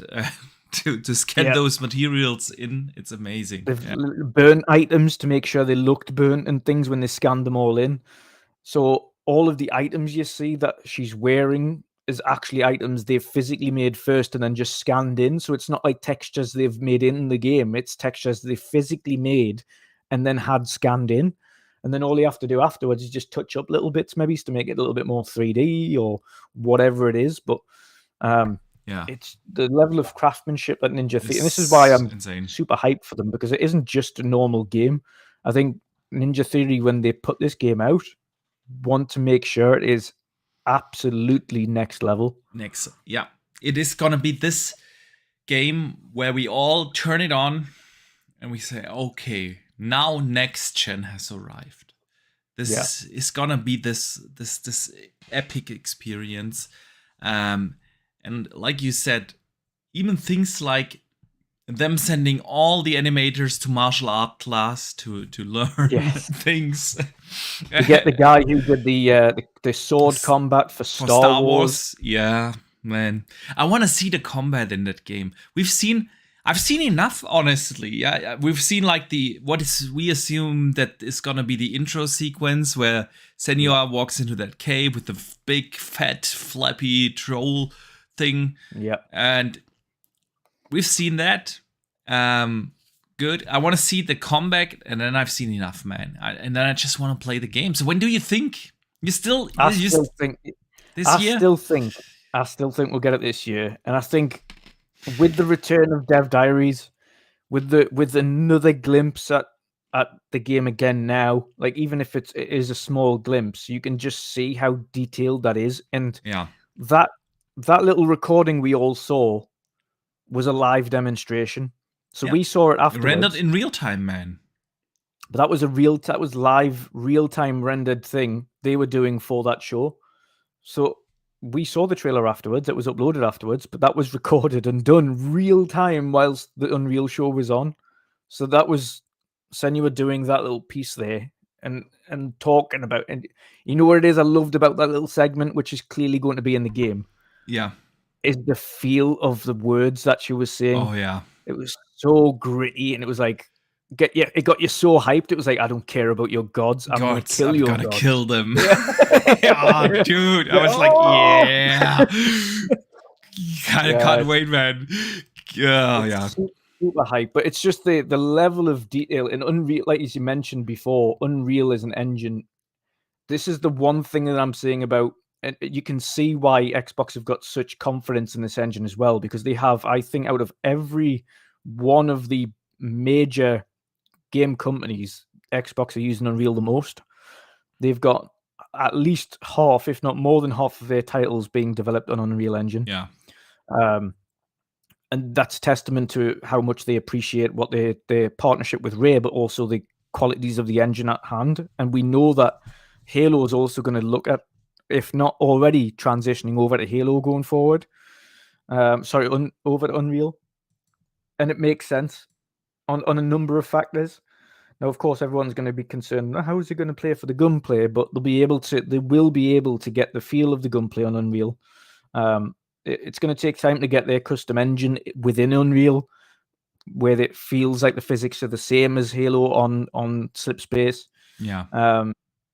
But in the grand scheme of things, it's only going to improve the game. And I'm talking from the speed of development. From when you're hiring new people, it means that they're going to be able to come in and pick up the engine. I think that is a big point, because it is more or less like an industry standard now, and it is so much easier to find talent out there that already know their ways around Unreal, and you only have to train them in certain things, how you do things at your studio, but in general they know the tool. Yes, exactly. And then the only things they have to learn then is like the tools you've built within Unreal. So you say, okay, so we've built this tool within Unreal that does this kind of weapon stuff, or this is the one that we use for physics that we've built within Unreal. And they're little things you can teach them, but overall, the platform they know how to use. Yeah. Whereas, as they've mentioned, one of the major drawbacks in Halo was the fact that when they got these contractors in, none of them had used Slipspace. Yeah. So they had to teach them Slipspace, and then they could begin working on the program. And that's a ball ache. However, one thing I would say for the rest of the industry is there's a lot of awesome proprietary engines, and again, there's other ones as well that are just phenomenal that you would also say there are no doubt. The likes of ID, etc. IdTech is just phenomenal. See, I've always said why I don't get why they not try to move over Halo to IdTech, because we know it is like the most powerful shooter engine out there. IdTech is insane. What it does. Then you've got, of course, on top of that you've got Frostbite, which is still a phenomenal engine. It Again, is a bit of a ball ache to work with, from what I've heard. But apparently it also got a lot better. It got a lot better. Ever since they moved over the sports games, is what I've been hearing. They put a lot of work into the user interface and customization, customizability of the actual engine. So, but the one thing I would say, and this is on Sony's front, who are one of the teams that are using, I don't even think they've got any teams using Unreal. Internal teams. They're all using proprietary engines. I think Bend Studio is using it. They did at least Days Gone was on Unreal, and I think I have read somewhere that they are gonna use for the next game as well Unreal. But that's about it. The issue I've got, because again, the only other one they've got, they had the Guerrilla engine. But they also had was it Decima by Decima from Guerrilla? Kojima? Was it? Which no. It was Guerrilla Games that did the Decima engine, and they gave it to Kojima to use it in Death Stranding. Yeah. But they built that engine for Horizon. Yeah, I think they're really good engines, but to compete with Unreal, I think they're going to have to seriously invest in these engines. I mean more from a first party perspective. Especially if they're going to be putting them on PC, they're going to have to come up with new lighting techniques, in order to severely reduce the resources. When you have a look at what Unreal has done for Unreal Engine 5, a lot of these processes, such as Lumen, Nanite, Quixel, etc., aren't only producing the end results, but they're built specifically to reduce overheads. Yes. So that we can do all of this, but it takes a fraction of the cost of what it cost previously to do the same type of thing. And that's the thing. This technology moves further, like and Nanite it becomes more complicated. Yeah, I was going to say Nanite and Lumen specifically is an engine to use instead of ray tracing. Yeah. So you can say if you don't want to use the resources on ray tracing, you can use Nanite and Lumen, which produce real-time lighting effects. Yeah, Lumen. It's like this. I did a video on this, I want to say a year ago or so, explaining this a little bit more in depth. But the thing is, we in regular game engines we have static lights, and if you have dynamic lights, it's all simulated. Like the game otherwise known knows as where the baked- light source is, You is hear them moving. saying it, but baked Yeah. lighting, Yeah. which means it's a stationary point, like our lights here. So it's a stationary point, and no matter where I move, that light's always going to be the same, and all the objects are staying the same. And then you have your ways with moving light sources, of course. Yeah, if your character carries a torch or something. Yeah. But you can always tell that this is fake because like what it doesn't take into account is like bounces of light. So if you have a light source, a white light source, for instance, and it hits like a green piece of cloth or something, of course your environment is gonna lit green as well. And these kind of dynamics you usually don't have in moving light sources.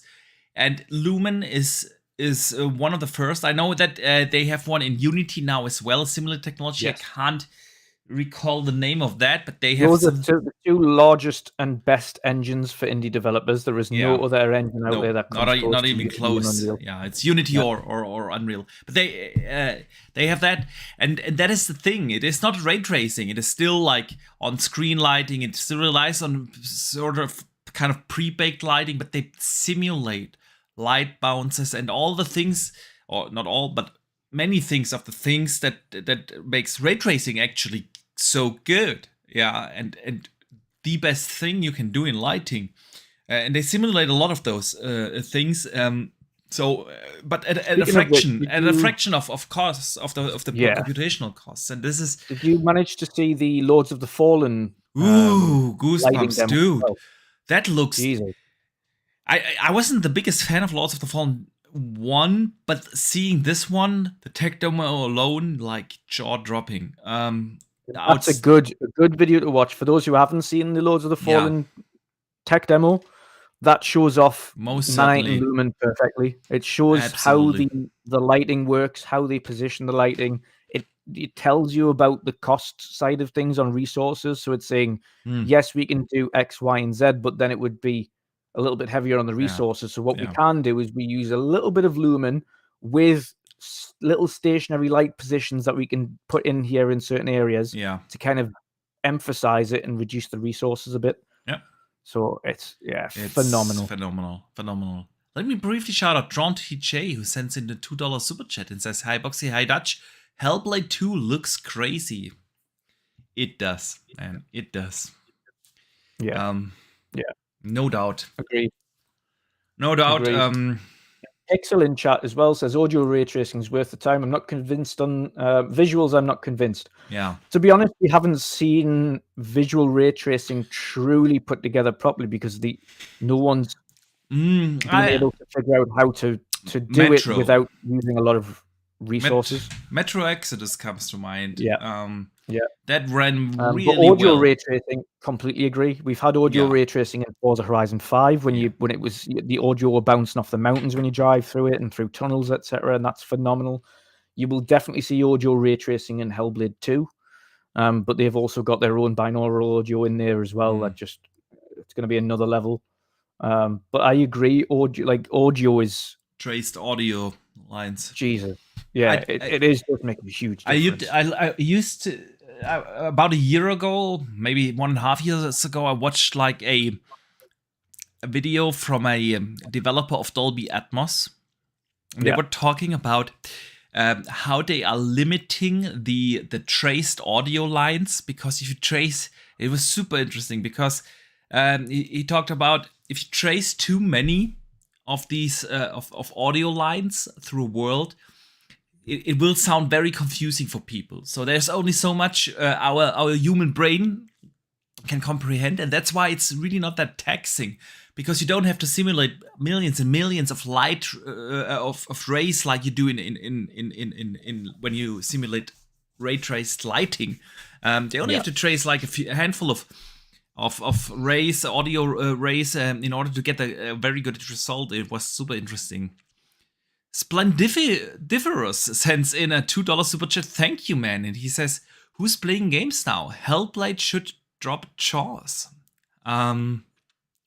Absolutely, man. Absolutely. It already is, and the more we see of all of of Hellblade, the more excited I get. But it's not for one thing in particular. It's the level of craftsmanship, it's the package. the sheer work that they're putting into this game has got me excited. Like I've not seen, and it's weird to say that, but I haven't seen a developer put in the sheer level of detail and work on everything and not just one thing. They're not just like, oh look, it's going to look visually unbelievable, but they're also going, make sure you put your headphones on because the 3D audio work is brilliant, and look at this lighting, and look at this facial animation, and look at this story, and then the combat. Look at all the work we're doing on combat, and it's like they're just going full tilt on everything. Yeah, I'm like, I haven't seen somebody doing that. Like usually you go, oh well, we mastered this last time around, so this time we're going to make a real focus on this. Like we saw with Forza. Forza have kind of got to the point where visually and performance wise we know they're going to be great. So now they're just like, well, we're going to work on more of the sim and the technical aspects of the racing and how tires meet the ground and things. And that's cool. It's cool. But the thing is, racing games have always traditionally looked amazing. Whenever a console comes out, usually you get like in the first year or so a good racing game to come along with it, and just showing off like great visuals. People are used to that. People are really used to that. So it's true what Drawn TJ said, and Splendiferous and everyone else in the chat, of course. It's different if you have like a third-person action adventure that is this technical showcase that will make your jaw drop to the floor. It's just different than when you put it in a Forza. Not that Forza is not gonna look awesome. It's gonna be also a technical showcase, no doubt. But you kind of expect that from a racer like a Forza. That's the difference. That's the difference. Yeah. It's expected by now, whereas with these guys, it's more of like by now. Whereas with these guys, it's more of like so unbelievably impressed what they did with 20 people. And now knowing that they've got any resource amount they need to do what they need to do, not have to worry about the funding. They've got brand new technology that have been built specifically for them in terms of motion capture and 3D audio and all of that. Have you seen that tweet from the audio chief designer of the game about a month or so after they moved into their new studio? No, I don't think so. It was so awesome. It was like, I'm paraphrasing now, but it was like, they look what I just bought because they dropped a big bag of money on my desk and said, get the best equipment you can get or you need or something like that. And then he was like putting out like showing like an amazing audio studio, and he put like something, I can't recall whether it was something weird like a statue of Diablo or something like that on the desk as well. And it was like just so funny, man. Yeah, God.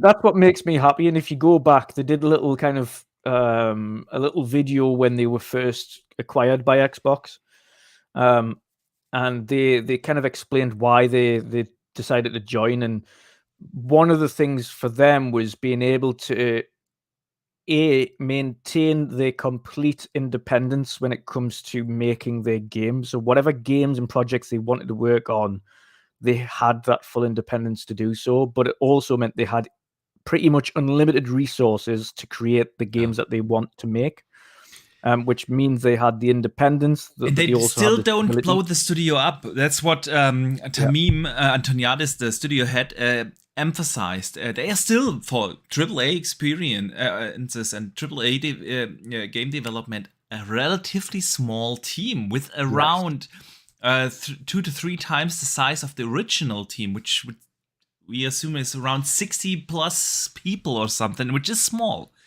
But they want to keep the creativity. They want to keep the direct workflow, and they nail it through a great atmosphere and an efficient way of working. And this is man, I could talk the entire show about Ninja Theory. Yeah. Yeah, it Let me- is to me. It's to Ninja Theory are gonna go down, and I think they're going to realize their ambitions. And their ambitions when they joined Xbox was to be one of the studios that you look fondly from in time, that are up there with the Naughty Dogs and the Insomniacs and the Coalitions and all of those, where you look at them and you go, they are one of the best developers in the industry by far. Mm. And that's what Yeah, they want that's what to they want. realize. Yeah. And And I think that's what they will become. I think Ninja Theory have got a very good, especially with a poster character like Senua, who is now going to be one of the heads of Xbox.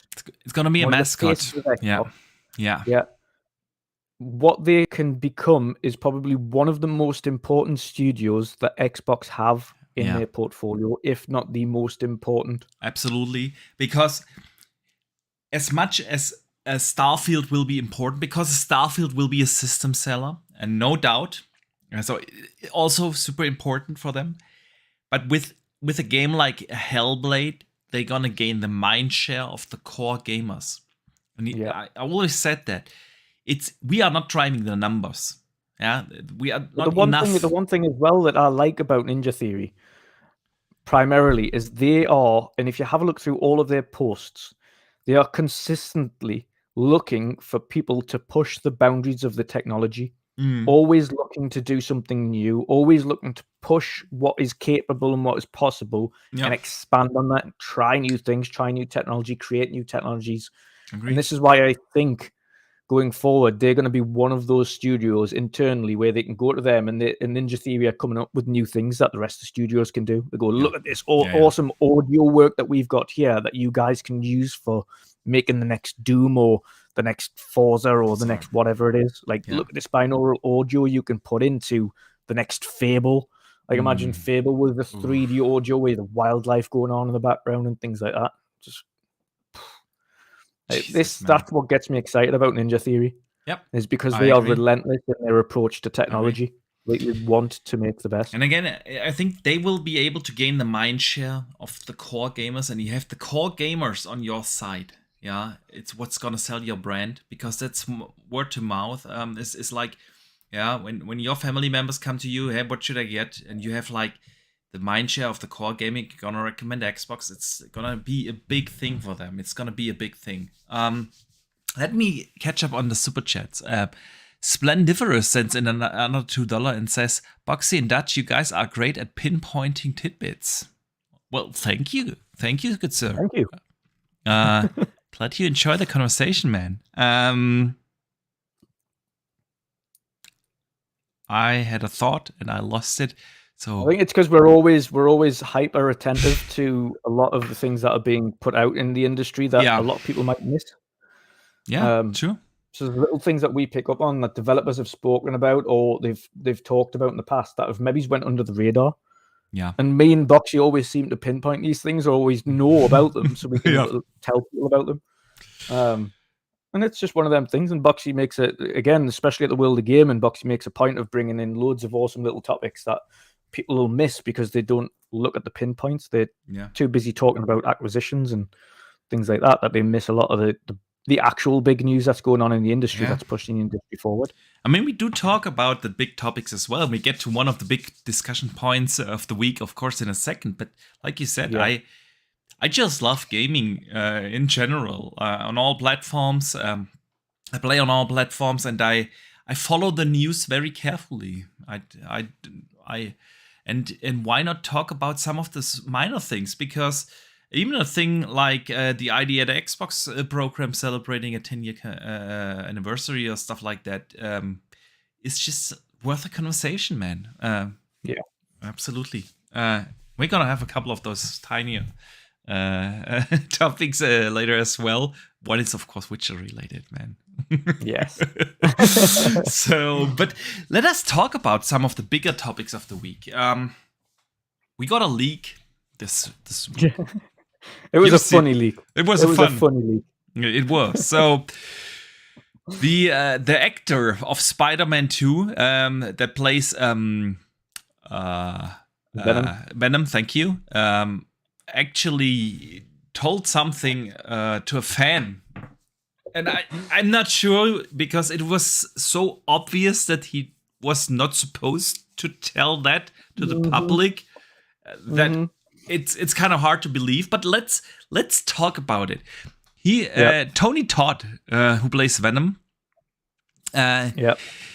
he said on Tuesday a fan looks like when he was asked about the release date, he answered the following: looks like September, massive publicity coming in August, commercials start dropping in August, so I'm told, hold on to your breath, gonna be necessary.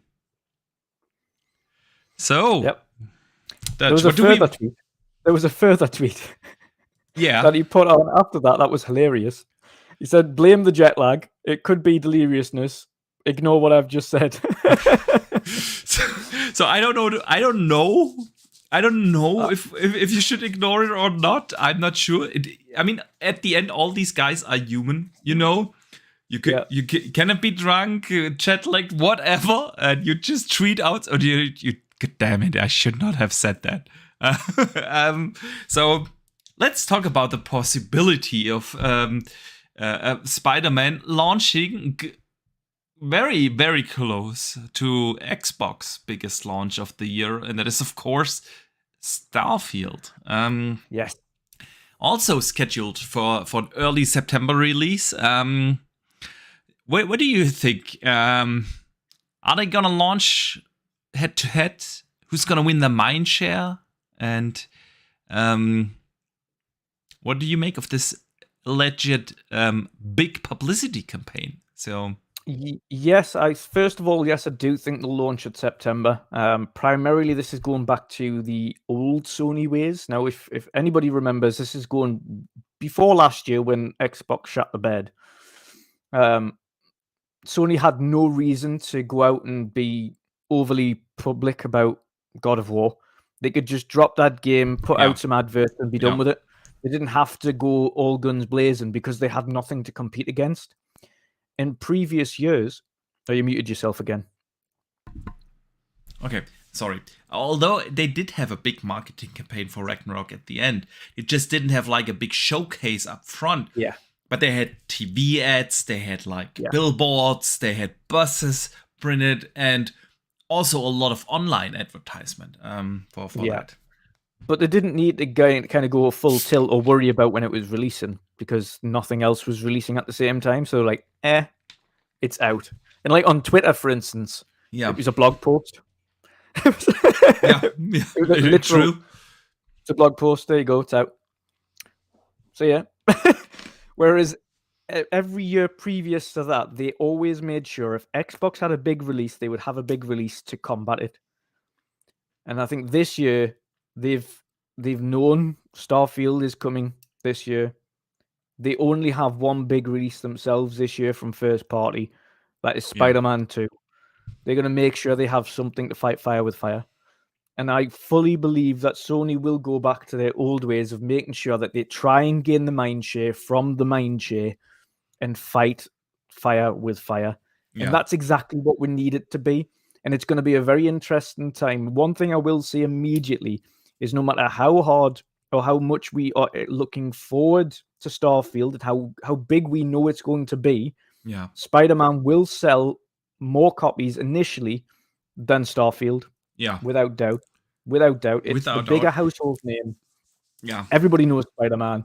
Everybody's looking forward to Spider-Man.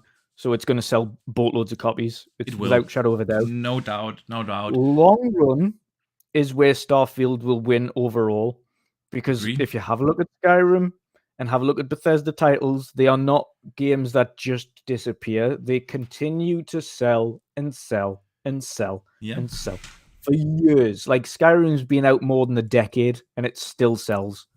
And it's still got new players and people are still buying it. And they put out different versions and they put out upgraded versions and deluxe editions and Game of the Year editions. And we know they'll do that for this. Like they did with Skyrim. They're going to make 45 versions of this over the next decade. Yeah. Most certainly. Absolutely. Yeah. And it's going to sell. In the long run, it's going to sell a lot of copies. Yeah. But in the short term, over the first year and a half, 2 years, Spider-Man will do 20 million copies. It's going to sell like hotcakes. But when it's done, it's done. In 5 years' time, people will have played it. No one will be picking it up anymore. And Starfield will still be selling because it's a big open universe. It's a different type of game. The mind share will definitely be more on Spider-Man initially. But they're two entirely different games. I People mean, who are looking forward to Starfield are going to be Absolutely. picking up and playing Starfield. The people who are looking forward to Spider-Man will be doing that. yeah. But the casuals are very much going to be going towards your Spider-Man. Spidey. Absolutely. Yeah. Spider-Man is a very well-known character and brand across the globe.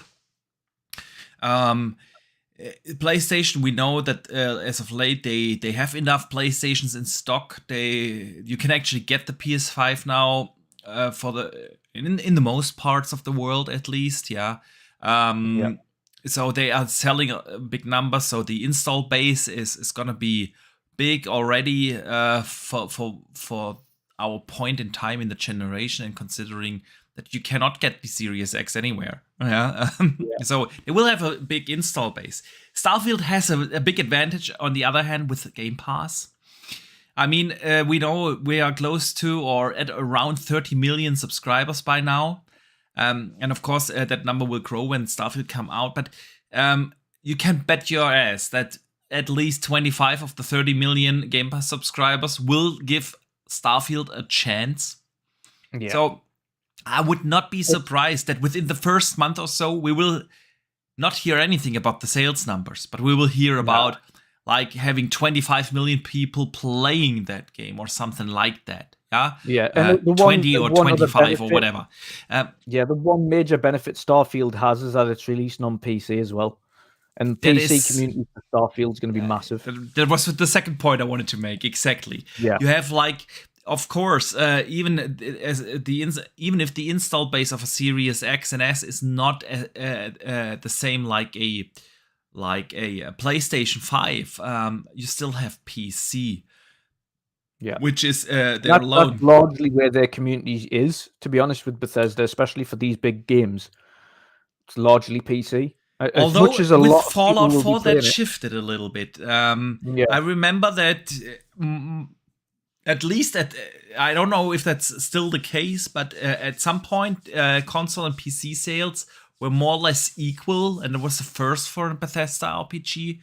So I could see Starfield being a big success on console, honestly.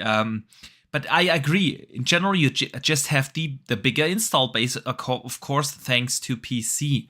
Now, will we ever see which game sold more? I highly doubt it, because Game Pass is gonna be like the thing where they can pull out the big numbers, and it's gonna help. It's gonna help. The one thing I want to say though is, I wouldn't be surprised, or I'm not at all surprised about the statement with the big advertisement campaign. Already said that Sony does those kind of things and Xbox don't. So I wonder where Starfield will fall. If they're gonna leave the marketing up to Bethesda, I think we will see a good, great marketing campaign. I think you'll see hand in. I think Bethesda will take most of the control on it, but I think Xbox will also go full tilt. I think it'll be. You think so? Because we always say that, and even when games like a Halo came out. What I mean by Xbox full tilt isn't a Sony full tilt. Xbox's full tilt is the occasional thing here or there, in some spots, and social platforms will be praising it all the time. Yeah, okay, they will put out a couple of tweets, but that's not a marketing campaign, you know. Marketing campaign is. And I'm not just talking about the billboards. I know that those get less relevant in this day and age. But even online ads, obviously Google knows that I love video games and I prefer Xbox. For the love of it, I cannot recall one single Xbox ad I've seen online. It might be different in the US, I know, but me as a German guy, I have not seen I cannot remember a single ad from Xbox at all. No, nothing in TV. The one that I've seen recently, and that is only because they have the marketing rights for Diablo, is the Diablo stuff is everywhere right now. Yeah. and that is with the custom Xbox intro and everything like that. Which, by the way, I would love to have that intro as a startup for the Series X. Have you seen the Xbox logo for Diablo? Yeah, I've seen that. I would love that with as a the startup for with the with Series the X. little With a red fire thingy. Yeah. Oh, that would be awesome as a startup logo. But anyway, besides the point, that's the only advertisement I've seen recently Yeah. for Xbox is the Diablo thing. And I only saw that on Twitter, honestly. I've not seen that somewhere else. So that's the thing with Europe, like mainland Europe, with the Netherlands, with Germany, etc. There really is next to zero Xbox advertisement. The UK is a bit better because the UK is kind of in a fight between PlayStation all the time. So it's like clashing. And they can simply take the advertisements from the US over. Yeah, they don't have to translate anything or whatever. So it's easy to apply. Yeah. So, but that's where I fall. I do agree with you that the long-term success is gonna definitely be with Starfield. We will be playing Starfield in 2, 3, 4, 5 years, no doubt. Yeah. I highly doubt that about Spider-Man. Yeah. Agreed.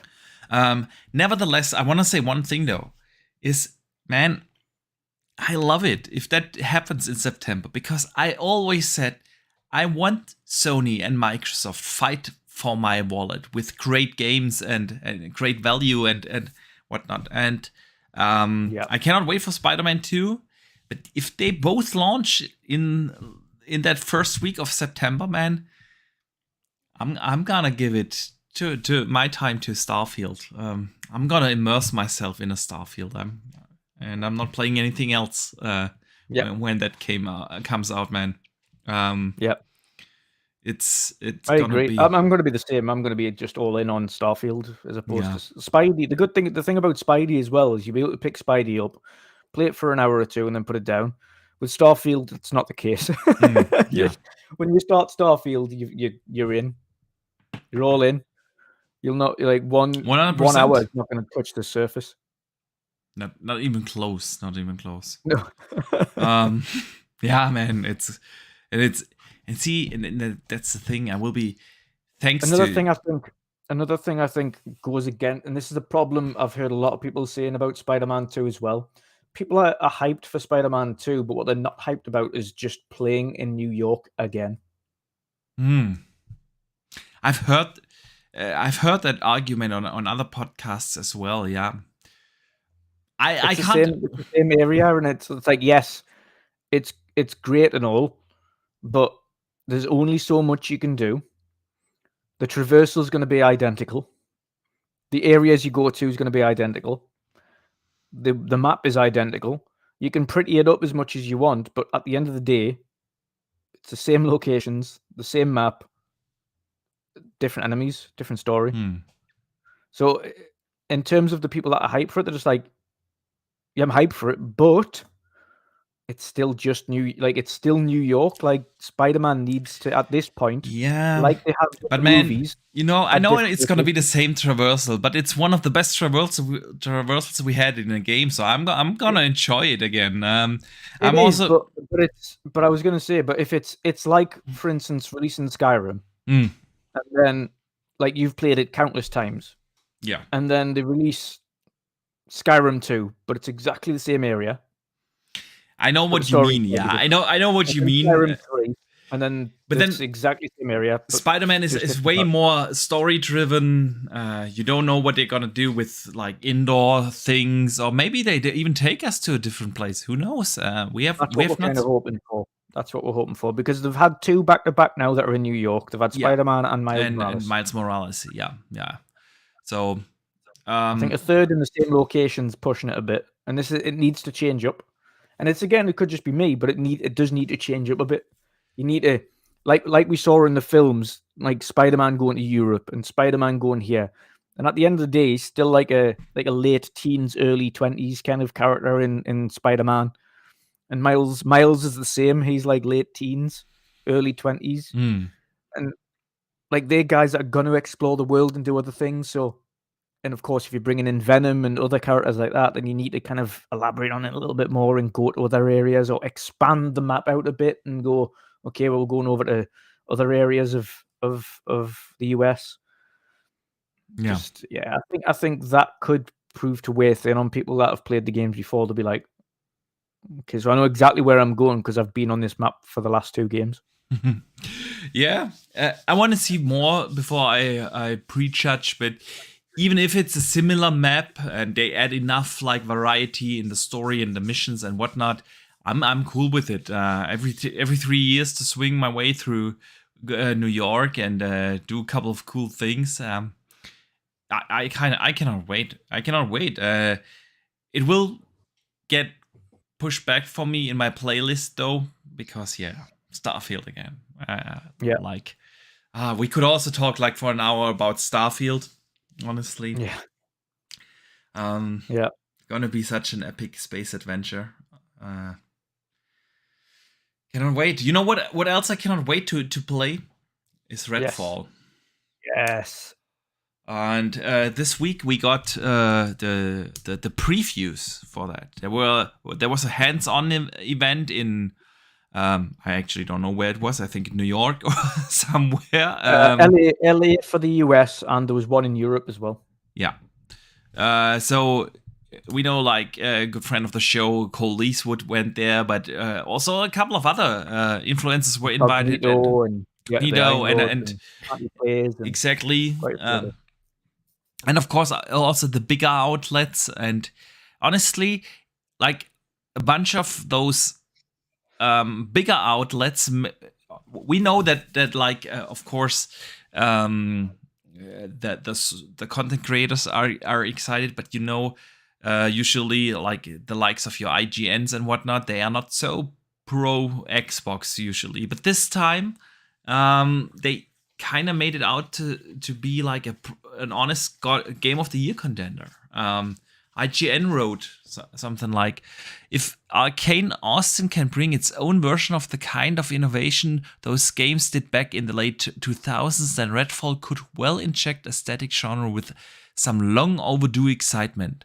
VGZ wrote, while hardcore fans may be a little bit disappointed its less system-driven approach, Redfall is shaping up to be the studio's strongest shooter to date.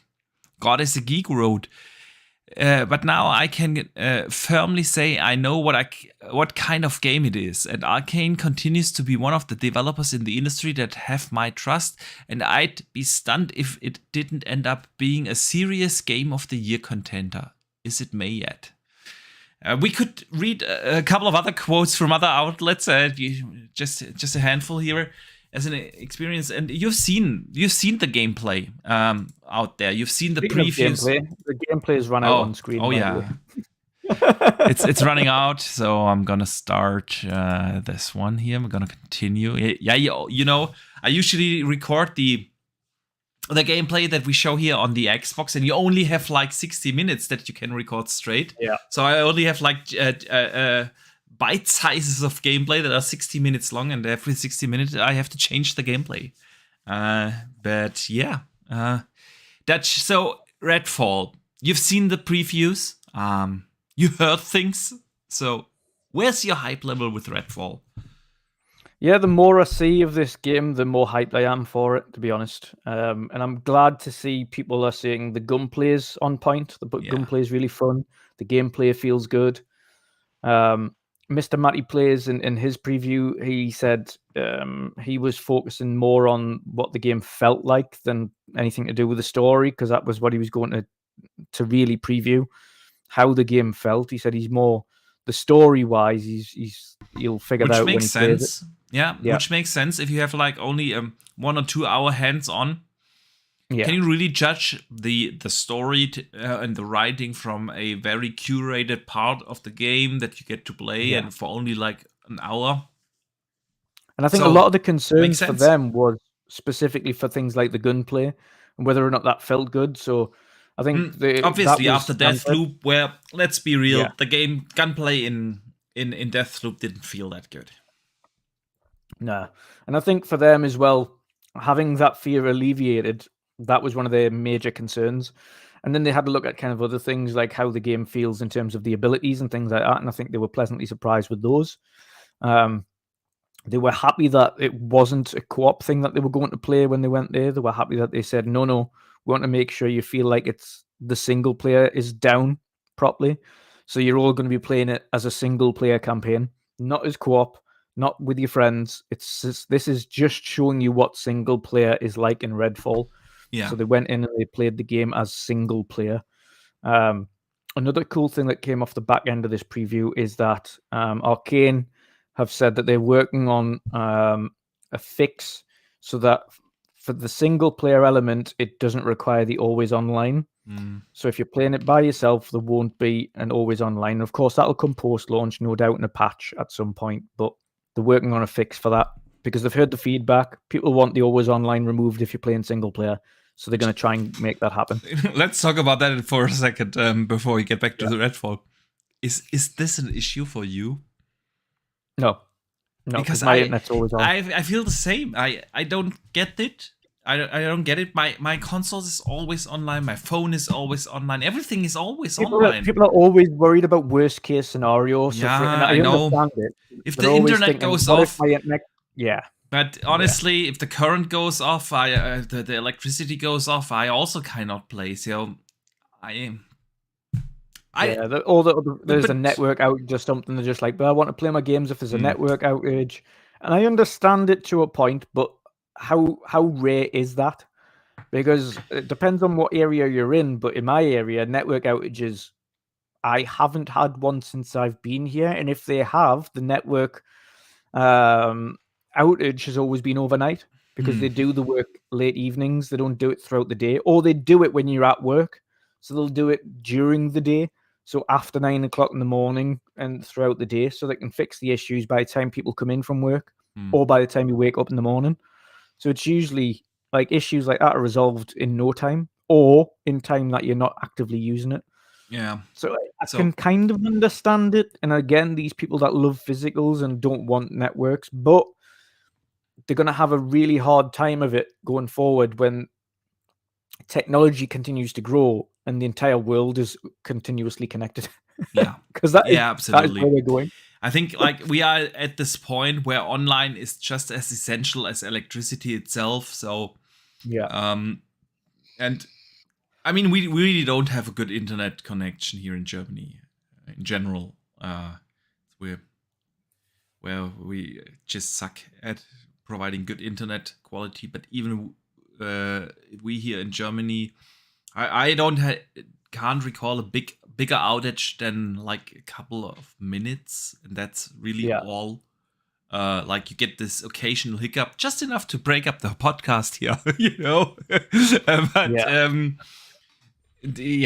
So really not an issue. But coming back to Redfall, man, I agree with what you said. Everyone made it out to sound like, okay, gunplay is feels good, it's impactful, and I also liked that almost everyone agreed that the characters feel really different enough. It's not just like basically the characters have different skins, but they have all different abilities. You have to play them differently. You have to make use of their respective abilities, which is cool. And also, a lot of people highlighted that it's just satisfying to kill vampires, which is basically the core of the game, and it's a good thing to hear that. Just like we had this satisfying feeling of ripping and tearing demons apart in a Doom Eternal, it just apparently feels really good to stick like a knife into a vampire and burn them, and so yeah, I like that. Honestly, I also watched a lot of footage now, and it does look visually really good. I know it does not have this art style where you have like ultra hyper realistic graphics, photorealism. They're not aiming for that. It's not. At the same time, though, and again, this is where YouTube really fails everybody a lot of the time, because the vast majority of these videos and streams don't have HDR. Yeah. And anything without HDR looks relatively flat, so it doesn't really do anything justice. When when we play this game, we know that there's going to be full HDR implementation. There's going to be loads of different lighting things that you can't see on any of these videos. Yeah. It's going to be a whole different story. It's going to look and again, what we've seen is a lot of these people are saying visually it looks really good, but you can't really tell. I don't think you can really tell what they're trying to purvey. Especially with this kind of art style where they heavily rely on like popping colors and like overdrawn really red blood and things like that. And, yeah. So I think it's going to look so much nicer. I mean, it looks great from what I've seen, but I think it's going to look so much better when we've actually got this on our screens. There's been a number of games that have done that in the past where you look at it and you go, no, I know this game's going to look even better when I actually play it myself.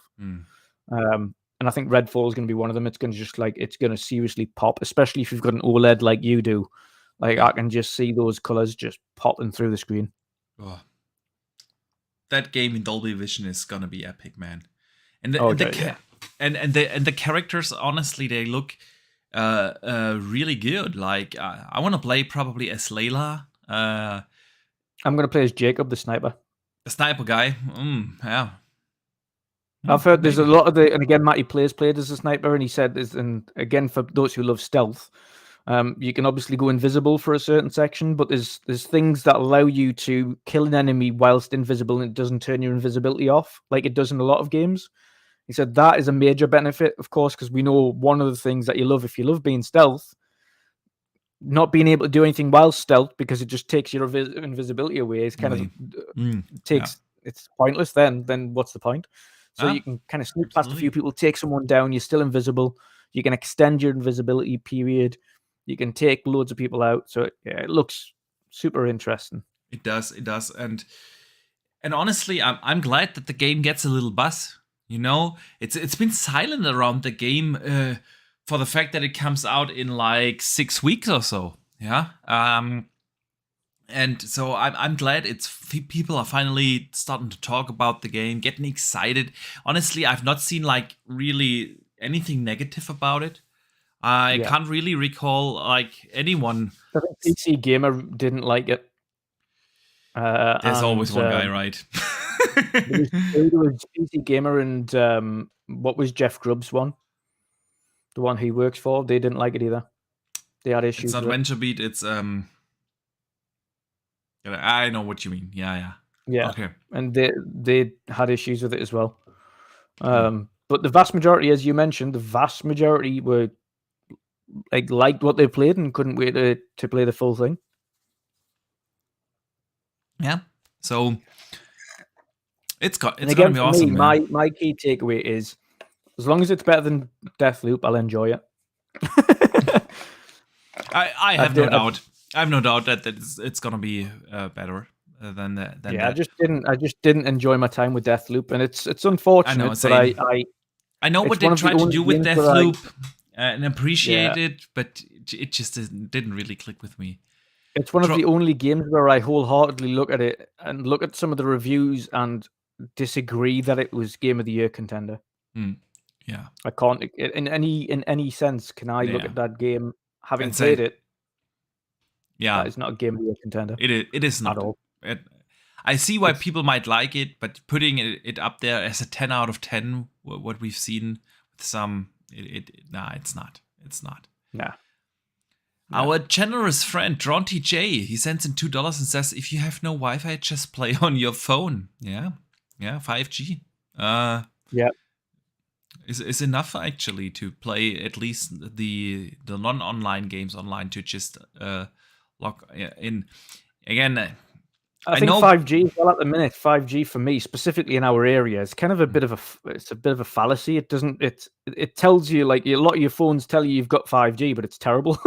Yeah, a lot of the times it's better on 4G than it is 5G. That just doesn't make it. But it's enough to sign in and get like the license, online license thing. You don't rely on pings or anything when you play a single player game that requires online for some reason. I'm not trying to defend it because I get why people might be upset, but for me it's just not a big deal if a game has that. So Redfall, there was something else happening around Redfall.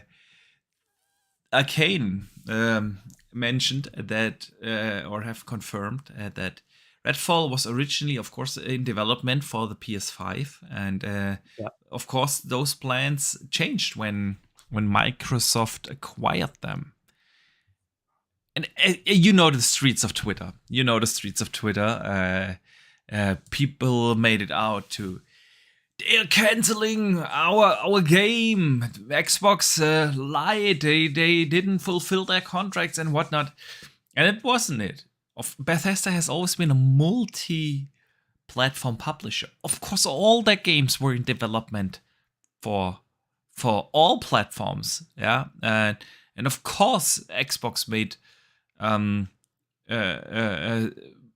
or most of them exclusive. That's why they buy studios. That's why Sony bought studios. That's why Nintendo is buying studios to get exclusive content. Not an issue. And no broken promises. But honestly, one of the dumbest discussion. But my timeline was full with it. I mean, with the new Elon Musk super duper algorithm on Twitter, I see more and more of this shit. So, Dutch, I wanted to briefly get your thoughts on this. Do you agree with me? Is it kind of ridiculous? Because Xbox never promised Redfall to be on PlayStation. The only thing they promised was that they would honor current contracts and any current contracts that were in place. They did that. They've done that. Any games that had contracts that was due to come out, such as Ghostwire Tokyo, such as Deathloop, they honored those agreements. Those games went onto those platforms first. They're only just coming onto Xbox now. Any who did not have current contracts or contractual stipulations with other platforms were pulled from those platforms and only developed for Xbox. Yeah. Simple as that. If there was no contractual obligation to keep them on other platforms, then they don't need to be on other platforms. Xbox did say any games that would be exclusive would be exclusive. They're going to be games that contractually they have to bring to other platforms.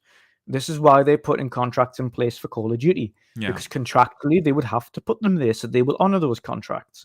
If there isn't contracts to honor, they don't have to honor anything. So they're not going to bring them to that platform. Simple as that.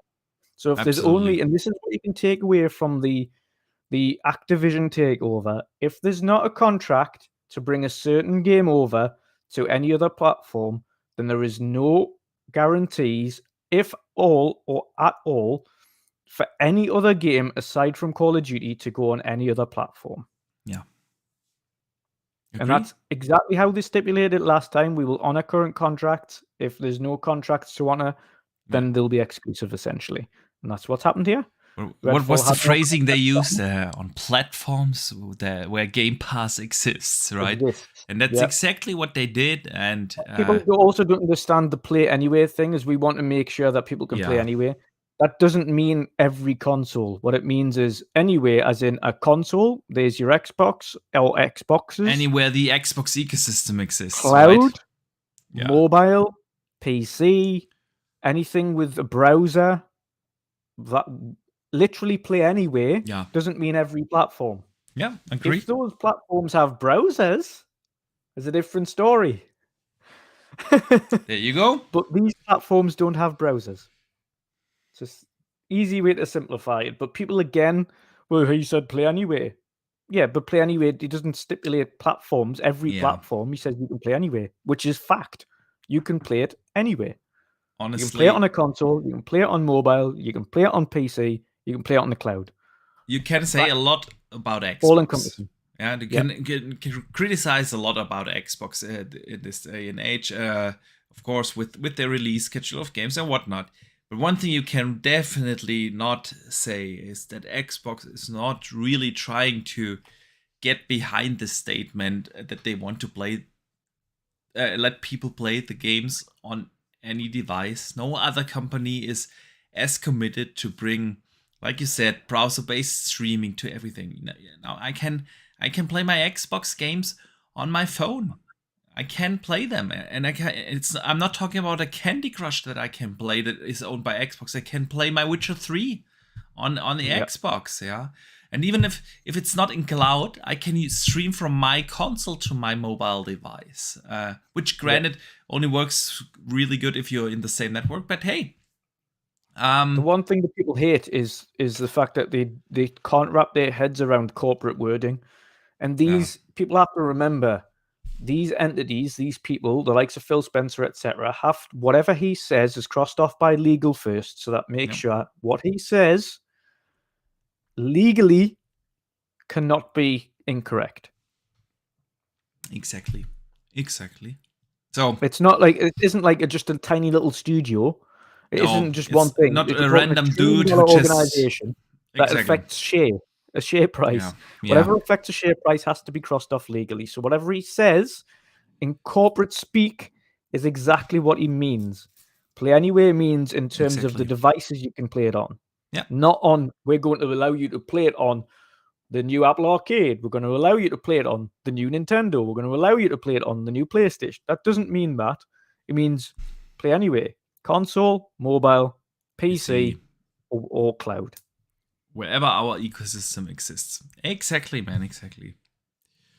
So yeah, that Redfall on PlayStation narrative, that is that was one of the dumbest things. We had to see them care about Redfall now, isn't it? Suddenly, yeah. Suddenly they all care about Redfall, yeah. Rightfully so. The game looks phenomenal. I have the feeling this is gonna be the surprise hit after a Hi-Fi Rush of the year. So, man, I'm glad Redfall is getting some buzz. Absolutely. And only like 6 weeks or so. It's not that long, man. It's not that long. Nope. Let me briefly shout out the almost 90 people that watch us live right now at the moment. Thank you so much for tuning in. Do hope you guys enjoy the show. And if you do so, we would definitely appreciate if you guys could do us a favor and hit the like button. It's free. It's anonymous. I read that once, Dutch, that apparently a lot of people are afraid that to hit the like button on YouTube because they think it's similar like with every other social media platform where you can see on a Twitter or a Facebook who liked which tweet or whatnot. Yeah, it's not possible. So I just wanted to make sure. So you can only have a look at whatever you've liked. You can go into your likes and look and watch those videos again. No one can see who likes the show, so don't be afraid to hit the like button. And we definitely appreciate the support. And if you do listen on Spotify or Apple Podcast, we would appreciate if you could leave a 5-star rating there. And especially, or if you are on Apple, leave a review. It can be a short review, but that is what drives the algorithm there. So thank you guys so much for the support. And Dutch, I want to move over to because we are almost 2.5 hours already in the show now. Again, time flies. Time wise. I want to talk about Witcher. Of course, I want to talk about Witcher. Who doesn't want to talk about The Witcher, man? You know, a lot of Witcher games are in the making at the moment. We have like the trilogy of the mainline game. We have a multiplayer game in the Witcher universe. We have spin-off games, two spin-off games announced. And there was news about one of them, the project Sirius this week. Apparently, it has gone back to the drawing board. In a regulatory announcement on Monday, the company told their investors that they had established an impairment allowance related to expenses incurred developing the game. Codename Project Sirius by CD Projekt is described as a title as an unforgettable story for existing Witcher fans and new audiences. The game will be set in the Witcher universe, but it differs from the past releases in that it targets a much, much broader audience, and this one has apparently gone back to the drawing board. So 2 questions to you. I mean, granted that the game is still in a very early stage, I don't think it's a bad sign. People already were out there again, like comparing it to Cyberpunk, and it's the next big mess from CD Projekt Red and whatnot. I think in early stages, I would be surprised, honestly, if you are like in the concept phase of game development, try to figure out what the game is gonna be. I wouldn't be surprised if a big AAA game is not going back to the drawing board for at least a couple of times. So wouldn't make it out to be a bad thing, but it is an interesting phrasing that it differs from the past releases, and in that it targets a much broader audience, because The Witcher was already a very broad audience. So what do you expect from that, man? And do you think it has a problem? Like it could be arched more along the lines of like it's more of a cinematic kind of game with a lot more things in that are going to bring in a casual audience as opposed to kind of your hardcore RPG fans. So a lot more akin to your likes of a God of War and things like that, which have a lot of cinematic set pieces and stuff. Of course, Witcher had some awesome CGI trailers and things within the game, but it was a very broad, very large world, and although those people loved it, it was massive. Yeah. That could kind of look at trying to get a lot of the more casual Witcher series fans into both playing and enjoying the game and be able to finish the game. I know my brother, for instance, started playing The Witcher. Yeah. He still hasn't got anywhere near finishing it because he doesn't have the time to play these big games. So I think he's played maybe 30 hours of it or something in total, but that's a lot for him anyway. And he's a casual player. So if he's just one of many casual players who loved the series, tried the game, but the game was too big, the likelihood is they probably haven't continued it or finished it. So as much as a lot of people picked it up after the Witcher series, they probably looked at how many of those people have actually gone on to play more than a certain amount of time on the game before dropping off it. And I would have, to be honest, I would imagine a lot of those people would have just dropped off it after a few hours because it was just too big and too complex. I've heard that complain a lot about The Witcher. It's the one thing that when people complain about it, they just say, I felt overwhelmed. The RPG system too deep, the too big of a world, stuff like that. You can already tell with Cyberpunk they went into that, and I think they addressed that also. I read that somewhere, but it's obvious if you play the game, you can finish the main campaign in what? I want to say 20, 25 hours.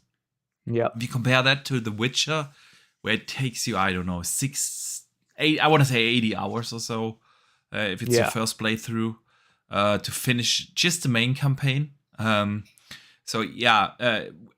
with Cyberpunk, you can play easily 80, 100 or more hours in Cyberpunk, but you gotta really dive into the great side quests. But the main campaign, they already made that more approachable. They wanted to fit, and I think someone at CD Projekt Red said something along these lines. They actually wanted this time to that people finish the game. Yeah. So I think you might be right with this project series in the Witcher series.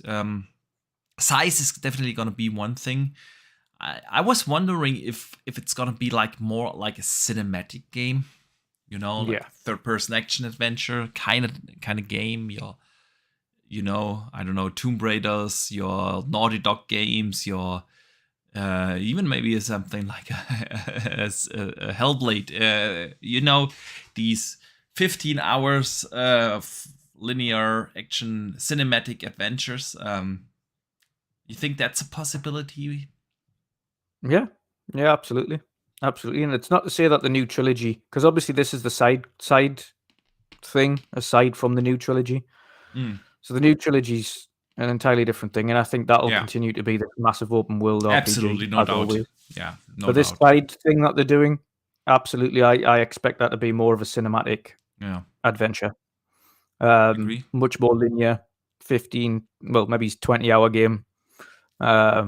Maybe a smidge more, but it's going to be a lot more easy to digest than these huge epic worlds.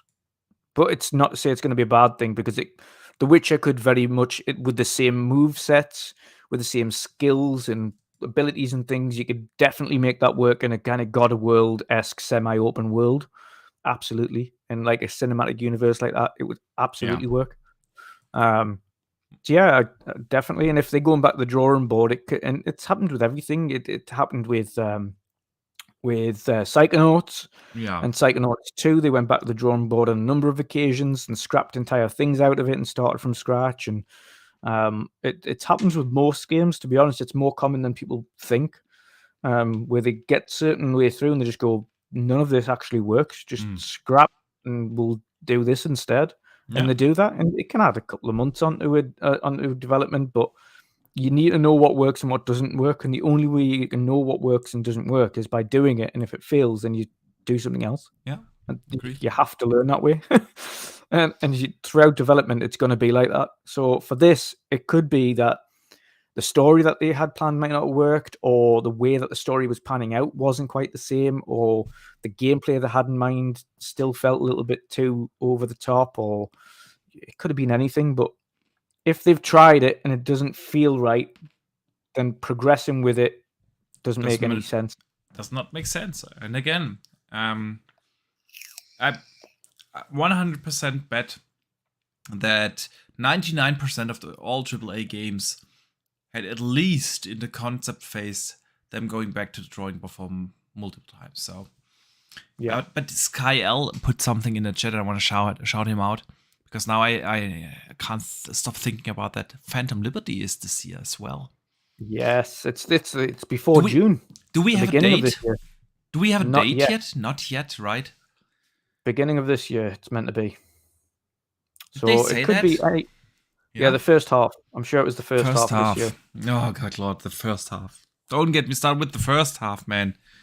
You know what? This is the issue as well with CDPR, is they've had a cunning thing of just dropping these giant updates and DLCs Out of nowhere. So I've got no idea. So to me now, all I'm expecting is them to just drop these games. Just drop the DLC. you remember the big patch, the big thing that was supposed to bring Cyberpunk back? They dropped that like randomly a week after Elden Ring launched, or before Elden Ring launched, somewhere around that, with no advertisement whatsoever. And that was the chance to relaunch the game. It like was to have it was the next gen patch, the next gen patch, yeah. Then with The Witcher 3, they had at least like a month ahead this one little event, and we knew that it was coming, but it was also like only 4 weeks or so of a lead time. Yeah. So I can see this one being the same. It's going to be like we're going to get like 2 weeks, maybe it's a week or 2 weeks notice, and the DLC will drop. But please not in the first half. Now they could have done it. They could have done it in February or so, but now, now that we are entering the busy phase, Resident Evil 4 is waiting there. We all wait. They'll probably drop it at the same time as Zelda. It'll just be like, "Hey, it's available." Dude, if they do that, if they bring out Phantom Liberty in between Redfall and Zelda and all these games, and like we also have to count Star Wars, because Star Wars is like 29th or so of April, so basically May. It's also basically a May game. I'm gonna sell my stock, man, because I bought CD Projekt Red stock like a couple of months ago. They were on an ultra low, so but I didn't invest much, so because I'm too scared. But I was looking at it and I was like, oh, man, they are down, man. They are down. So if they screw that up, I'm gonna sell them. So there we go. the 200 euros I invested, I'm gonna sell that, and that will show them. Yeah. So anyway. Yeah, Sky L in the chat says Phantom Liberty in between Starfield and Spiderman. CD Projekt Red, be smart about this. This could be like the comeback of your But Cyberpunk. they did the same with the Cyberpunk Edge Runners DLC. They just dropped that out the blue as well. Yeah. It's like, oh, this big DLC with Edge Runners and all this, and boop, just out the blue. It's available now. Oh, sweet. Yeah. Okay. We shall see, man. We shall see. Since you mentioned Zelda, man, Zelda had something this week. I was, hang on, where I put it somewhere in my notes. There we go. The game producer reported something in a series of tweets about Zelda. Those tweets had to be deleted then, but you know the internet never forgets, and it of course got screenshot. I want to quote now Chenki JPN because he translated it from Japan, so I have to trust his translation. Anuma, the game producer, said the following: in the sequel, Tears of the Kingdom, furthermore, the player's free imagination will be filled with new gameplay that will bring about changes to the gaming world. So he's claiming that Zelda Tears of the Kingdom is gonna change the game world. What do you think? Will they have something revolutionary? Because I know a lot of people made Breath of the Wild out to be this revolutionary game, but having played the game, it was a good game, don't get me wrong, but it wasn't a revolution like people made it out to be. They all said, like, dude, you can climb everything in that world. And I was like, I could do that 15 years ago in Assassin's Creed.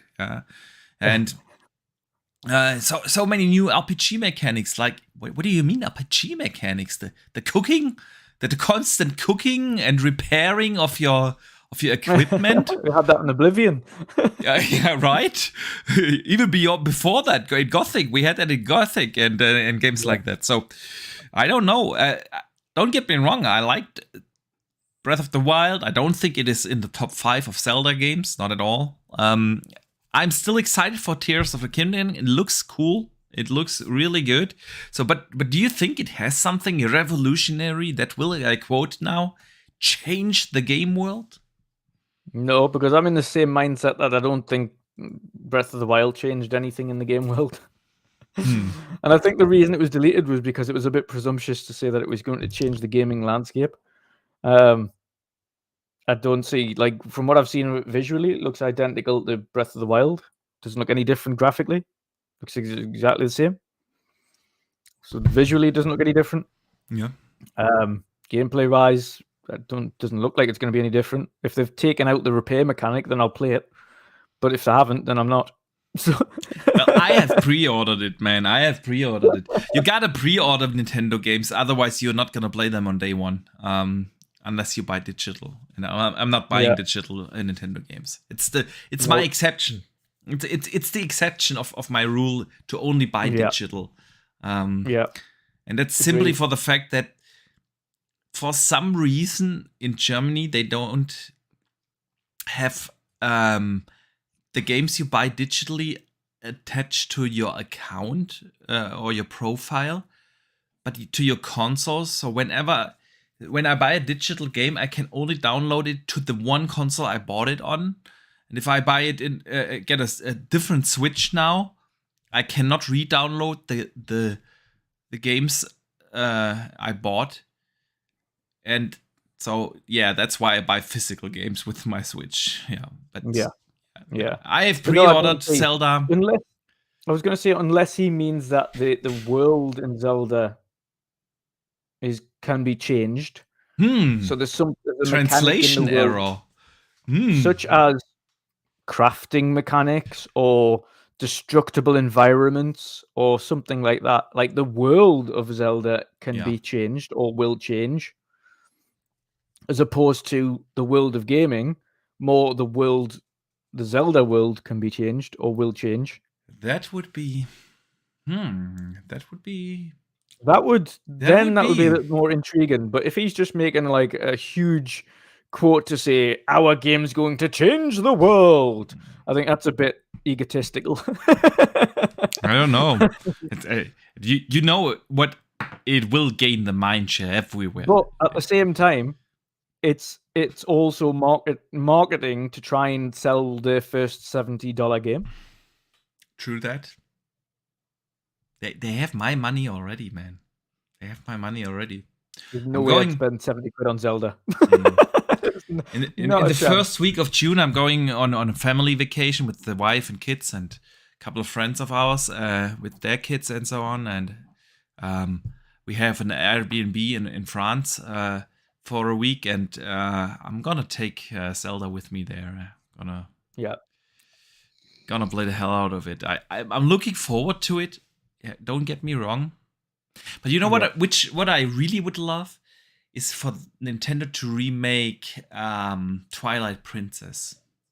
I feel like Twilight Princess is such an underrated Zelda game, and they've remade for the 500th time like games like Wind Waker, which was of course a great Zelda. Don't get me wrong, but they've remade it so many times. Now they've even remade a game like Skyward Sword, and nobody asked for a Skyward Sword. Man, a Twilight Princess, I would love that. Yeah. Anyway, Dutch, with us almost closing in on the 3-hour mark, I think it's time for us to move over to skip ABK talk this week. We're going to talk about that next week anyway. I'm going to cross that off the list here, right? And then let's move to the community questions. We do have a super chat before we go any further. Oh, thank you. Yes, Dave Ramos, shout out to you, man. Thank you for the $5 super chat. And he says, will Breath of the Wild change the world of gaming? Who else better to decide than Box and Dutch and the world of gaming community? That's a good point. Especially about the community. It's not us who decides it, but the world of gaming community is gonna change. Decide what happens in the world of gaming. Exactly. Yeah. You know it. You know it. You know what? I don't have a capture card. I don't. I record on PlayStation. I record on Xbox with their DVR. And so I can't record footage from the Switch. You need to invest in one, Boxy. Your next investment, a nice little capture card. A nice little capture card. You know, the CD Projekt Red stock needs to go up before I can afford that. No, kidding. You don't even need that. Even I don't even trade much stock. I literally only invested like $200 in the CD Projekt Red thing. So. But I'm thinking about getting an external capture card, honestly, because if you and I go to Gamescom, we definitely need to record something. So I'm thinking about getting like an external capture card. We can take along to record some footage from right off the game show floor, and then show it, of course, here during the show. So who knows, Dave? You putting thoughts into my head. You putting thoughts into my head, man. But shout out to you. So, where were we? The community questions. Let's play the jingle.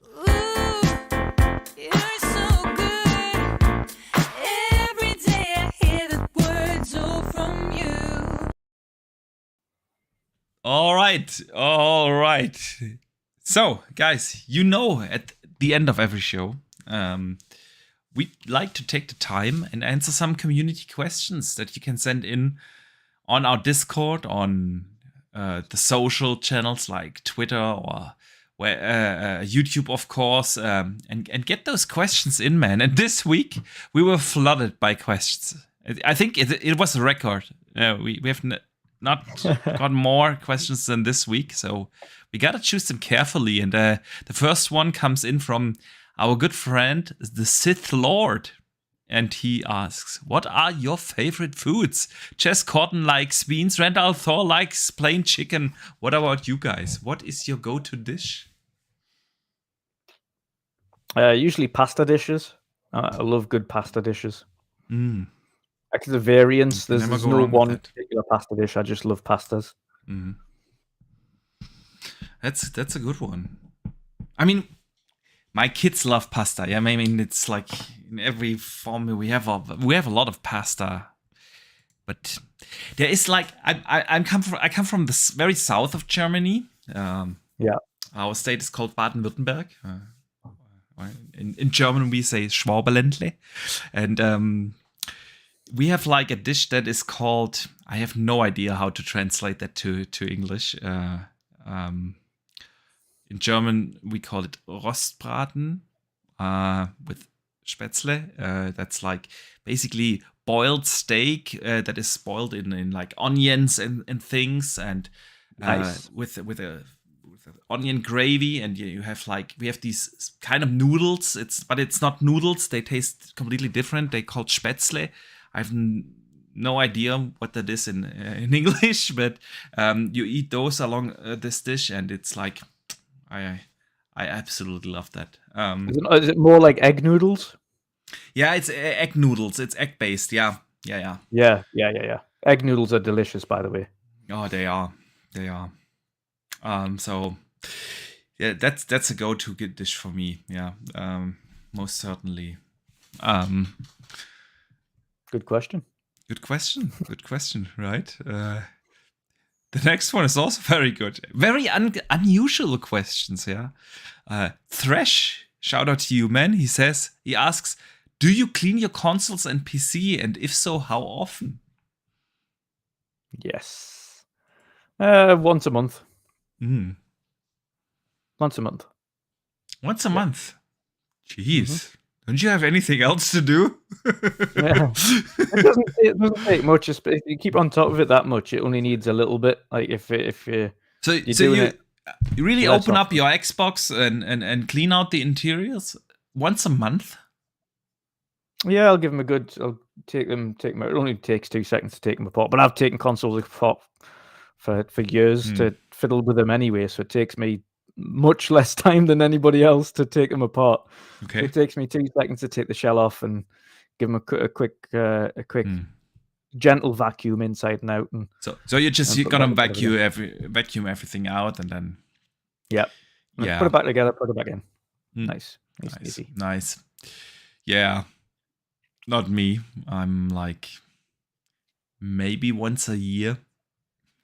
Maybe, honestly. With the PC, I do it more often because You kind of see it on the PC more. yeah, Like even you now, see, I'm seeing I literally cleaned everything just before, because obviously I'd done all my cabling, so I've literally cleaned everything just before we came on the show. So this is the one in a month. So, but everything's been cleaned down. It's had screen wipes and everything on it. But even now, I'm seeing like bits that I've missed. That's getting on my nerves now. You're gonna take it apart right off the show again, I assume. Yeah, no. With PC, my PC, I removed the side cover of my housing because for cooling reasons. And of course, then it collects a lot more dust. So I usually vacuum it out. I have a little PC vacuum thing. It's just like this big, and you can vacuum it out. But with the consoles, I don't do it that often. I do that maybe once a year. But to be fair, the way that mainly the Series X is built, you don't need to worry too much about it. The way that it takes air in and expels the air, the dust buildup on those is minimal. Yeah. Even over the course of 6 months, it would be very, very minor. Because it drags in the air through the bottom and expels it through the top. Yeah. Obviously, you've got laid vertical. Trying to think which way it would expel it. So it would drag it in from the left side where the stand would be, from that way, and then expel it through the huge vent at the top. So the dust really doesn't have a chance to sit. It doesn't do that. Well, the Series S is a bit more traditional. Yeah. Series S is like a traditional box, so it does have a little bit more build-up, but still not dramatic. I mean, in the PlayStation 5, they have this like little area where it exactly where it catches the dust. So it's convenient, but you still have to clean the rest because there's only like a certain amount of dust that is gonna get caught there. So, but the idea is nice, though. The idea is nice. Yeah. Good question, Thresh. Good question. Robin THDES writes in and asks, when does the AAA open world Turok reboot launch? I'd love to know. Me too, man. I'd love to know. I'm sorry I don't have that answer. Yeah, I don't know either. It's kind of weird that the Turok IP died like this, and that they are not gonna make anything of it because it was a beloved IP, very successful. It still holds a big mindshare in the community. So I wonder why they don't make anything out of this. So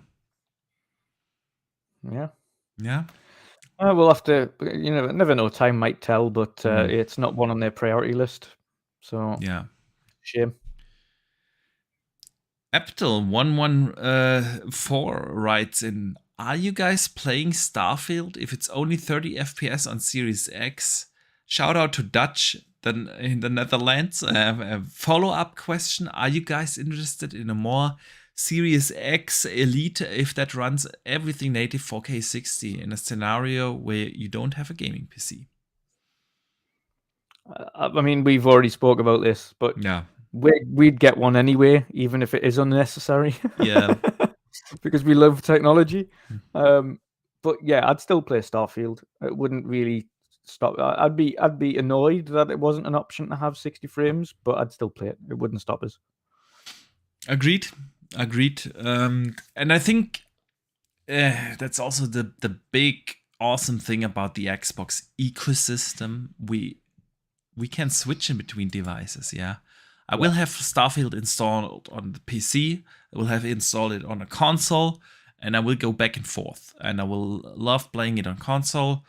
It will look amazing running on the 3080. But yeah, the next gen consoles or the mid gen enhanced consoles, it's like I want them. It's no secret. Stuffed Sean writes in. He's also in the chat, by the way, and says, with the ABK deal potentially going through and the ABK back catalog due to hit Game Pass, what gaming gems do you recommend we play or replay once they hit? He never played Crash Bandicoot 4, and he will be on that. All the Crash Bandicoots, Spyro Remastered Trilogy, the Crash Bandicoot Trilogy with the remastered version, or remakes, sorry, for both of those. Crash Team Racing, absolutely. It is the best kart racer on consoles outside of Mario Kart. What else? There's an abundance of games. The one I think I need to recommend, Tony Hawk's. Exactly. Tony Hawk 1 and 2, the remaster or remakes they put out like 2019, 2020. Yeah. It was fan-freaking-tastic. Yeah. So that's definitely one I would highly recommend. Of course, if you have never played a StarCraft, and it literally runs on every PC. So that would be something. But yeah, the back catalog, man. That would be... I would play probably also a couple of Call of Duty campaigns. Just the campaigns, you know. Like the older ones. Yeah. The ones that I didn't want to buy, like Vanguard. Yeah, exactly. Yeah. See, I'm not a guy who usually says like, oh, a game needs to have this and this play time in order for me to purchase it. But of course there are limits, and I feel like paying full price for a 5-hour campaign, just not worth it. So since I don't play Call of Duty multiplayer, I occasionally buy like a Call of Duty if it's on deep sale for $20-25 just to play the campaign. Recently did so with the Modern Warfare reboot thing. I enjoyed that campaign. It was a great campaign, but and after 6 hours. And the last one of the show, man, comes in from Harry, our good friend from Gamers Watch. He asks, Square Enix have said that Final Fantasy XVI is only possible on the PS5's SSD. So they released a new trailer, an official clip, where the main character crawls through like the like this corridor of branches and leaves and whatnot. So the typical classical hiding of loading screens. So is this more an evidence that these consoles are not as powerful as we all thought, and does it show the need for a mid-gen upgrade? You see, man, the mid-gen upgrades, they become a point in the community, a discussion point in the community, man. So yeah, are they hiding here load screens, and why do they do that, man? There's a few reasons why they do these. It was the strangest thing to release in terms of trailers I've ever seen. I don't know why you would release a small clip of you squeezing through a gap. Yeah. Like that does not gain hype in any way, shape, or form. I don't care what part of the world you're in, or whether or not it's got a cute doggo in it or not. Like, it makes no difference. It is the most boring clip I've ever seen. Yeah. Like, you walk over and squeeze through, and then the clip ends. You're like, what was the point of that? But there's a number of reasons that they have these squeezy holes in. Yes, part of it is to load the next section of the level. Another is to bottleneck you into an area to force you to fight certain enemies.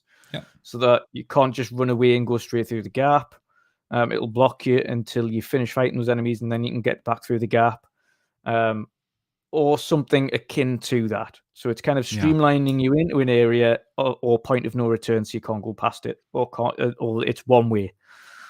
Or, as previously mentioned, it is the load screen thing. That's not to say that it's got anything to do with next-gen consoles, because I still stand firm by the fact that these consoles haven't been pushed to anywhere near what they're capable of yet.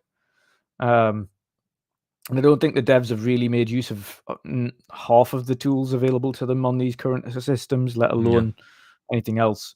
It's not to say that we can't take advantage of next generation or mid-gen refreshes and extra horsepower, but the bottlenecks that were once available to consoles like CPU, GPU, etc., a lot of those bottlenecks have been widely opened up. Yeah. So it's nowhere near as substantial as we had last generation, where we were running on less than 2 teraflops, like 1.5 and 1 teraflop, or especially with the Xbox One, it was something like 0.9 flops or something ridiculous. And then the Series X had like 4, or something along those. Sorry, not the Series X. The One X had something like 4 teraflops or something. Which was a vast difference, and of course allowed some native 4K games, and then of course playing more games at 60 frames, which was the next push, and going into Ultra HD gaming, which was what the One X and the PS4 Pro was about, which was about having that 4K outlet to match the TV screens. Yeah. These consoles have got capabilities of doing 8K if required, but there's no 8K games, really. There's a couple of indie games that can go up to 12K or 8K or something stupid. But most games aren't 8K. A lot of them aren't 4K. They're kind of fluctuating on that kind of dynamic resolution scaling and things like that. So we're not going to see... There's no requirement for them to have these console systems out that have another resolution boost until 8K screens go into kind of casual. Where I have my room. doubts, honestly, that they will become like the norm. Honestly, I think the display technology is the next big things are not going to come through resolution. They are more going to come through better contrasts, better. Still more like OLED technologies, like deeper blacks and brighter broader white color gamut and things like that. Gamer by Choice sends in a super chat for being a channel member for 21 months, man. Boom. Which is Woo, awesome, man. Shout out to you. He says, is power issue because of tools not being utilized? Yes. Yeah, I don't think the devs. I've said it before. When it comes to multi-platform games, such as third-party stuff, it's much harder to utilize all tools on all systems. Yeah, that's the thing. Because you have to, you haven't got the time or the time it's not the budget, it's the time budget. Yes. You haven't got the time budget in the studio to make use of all the tools available on all systems. It's impossible. Exactly. Otherwise, your game will never release. Yeah. So that's what we see. If you basically only need to look at the lowest common denominator usually, and whatever runs and is available on that machine, that's where the game is gonna build upon. And then you have if you have highly specialized tools, I don't know, I use the example in my video of mesh shaders. Yeah, if you implement mesh shaders, you basically stuck to mesh shaders. Your rendering pipeline is changed so significantly that you can not make it run on other hardware, on hardware that does not support mesh shaders on the level you have implemented them. And then the question becomes, how much of a limitation is your or how much do you want to limit your potential install base? So, and since all these games are made usually for PC, you usually have to look at the lowest specs on PC. That's what I've always been saying. That's so. The power issue, and it also comes back to Harry's question with Final Fantasy here, could very well be a loading screen. Of course, it could be. And even though they have not announced it just yet, I would be highly surprised if Square is not going to bring that game also to PC. Yeah, absolutely. So there you go. That's why you need those loading screens in there, because you cannot have gameplay elements that will not be able to be supported on an SD that has the speed of the one in the PS5, which so. And there you go. That's what's limiting. For me, and I've said this for a while, the games that you're going to see really using all of the tools available later on this generation, such as Hellblade, etc., are going to be first-party games on both fronts. You're not going to see the true advancements in technology or gameplay, etc., from third-party games that are on every console. You're not going to. The games that are really going to push things to the next level are going to be first party, because they're focusing on a singular platform and a singular tool set. So they're going, right, we've got all of these tools to use, and we've got all of the time to just use these tools. And even there, honestly, Dutch, I have my doubts that many of them will actually make use of the tools or not just work your way around. Because let's take Hellblade as an example. What's going to be the minimum spec for Hellblade on PC? That game is going to come day one also on PC. Yeah. So there we go. Will they be able to make use of direct storage? I don't know. I think so, because they've already implemented that on PC now. They have implemented. It's that the tools are vastly available on PC as well. Yeah, and I'm sure they've implemented it for Xbox games that operate on Steam as well as just Xbox Marketplace. Yeah, but not all. But there it goes. Yeah. So if we are talking about certain solutions that are only available on AMD cards, it's not gonna happen. So that's the first limitation. The second limitation is most of those are related to the DirectX 12 Ultimate suite. So are you gonna make that mandatory? Are you gonna do that? Yeah, I think in certain games, I think they might do. To be honest, it will take a while. It will take a while. So, and that's where it comes down to. So, by the end of the generation, it has nothing to do with the console. By the end of this generation, the minimum specs on PC will have risen to a point where we can actually make use of the kind of things without limiting your install base too much. So that's the thing. And there are only, but I agree with you. Usually, usually first-party games are definitely developed for, let's say, lesser platforms. Yeah, at least if you Xbox first-party game is more likely to make full use of a DirectX 12 Ultimate suite than the next, I don't know, EA game. That's just a fact, because they also have to make their games run on Vulkan and everything, and PlayStation, of course. And then you know, that's just what's happened, what is happening then. And so the whole tool thing is difficult. I think myself included, we all got a little bit excited about finally having like really high powered consoles, and being able to have like a technology narrative there. And we do have them, but I don't think that we will see the power really coming from the tools, but rather them make use of what is actually available in the consoles without the tools. That will also, of course, be improved over time. So I think we should not. There are certain tools where I can see, like AMD's Fidelity FX Super Resolution. Absolutely makes sense. It's not hardware related. It's nothing hardware based. Yeah, it runs on NVIDIA cards. It runs on everything. It's enticing for developers to use it. Because they are not limiting their player base or their install base by using them. But there are other things where we rarely see them. Direct feedback streaming, sampler feedback streaming. Sorry. Sampler feedback streaming is another example. It's not just mesh shaders. Sampler feedback is also something where I don't think we will see it that often in games. Maybe we have seen that in the past. There are some third parties that actually try to really optimize their games for the platforms, like Red Dead Redemption. Remember that? And the vast difference that they had in between the PlayStation and the Xbox One X version in particular. So there was no parity clause in that contract, honestly.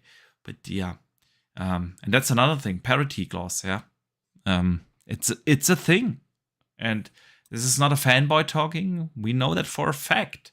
It came from the EU court case, not from the ABK, but the I think it was the Epic deal, right, where they fought in court. But yeah, it's a fact. We know that it's in the contracts, right? So that's also something that will limit the amount of times we will see the tools, you know. Yeah. But yeah, Dutch. I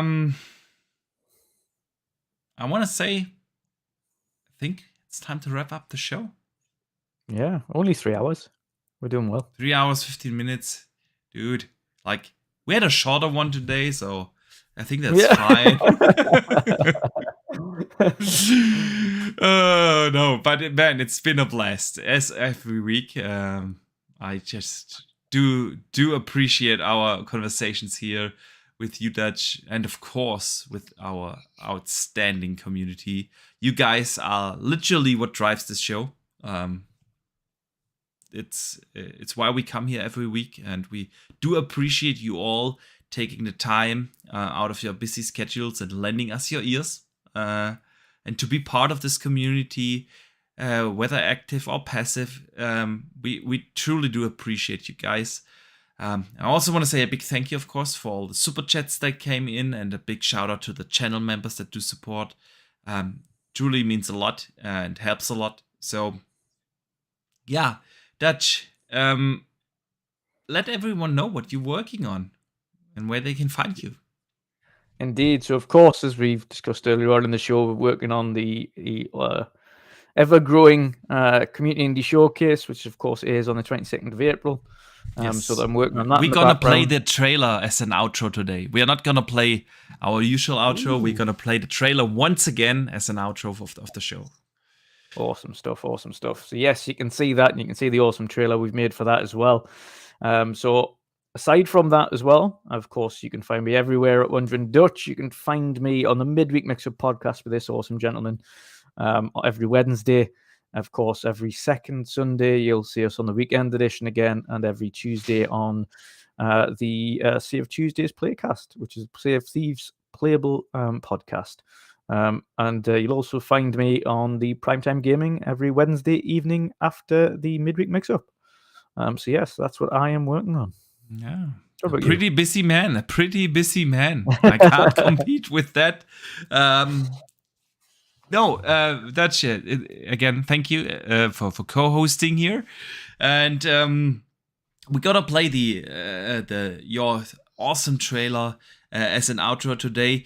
But once more, thanks to everyone who listened, watches, or listens or watches after the fact. Yeah, we do appreciate you guys as well. And guys, you have to play Diablo over the weekend. It's open, it's free, no pre-orders required for over the weekend. Play it, and I want to hear from everyone next week. How did you like it? Are you as excited as Dutch and I am? We want to know. Dutch, we want to know from the community. So go have a great time over the weekend with Diablo. We see you guys next week. And don't forget to game on. Living every day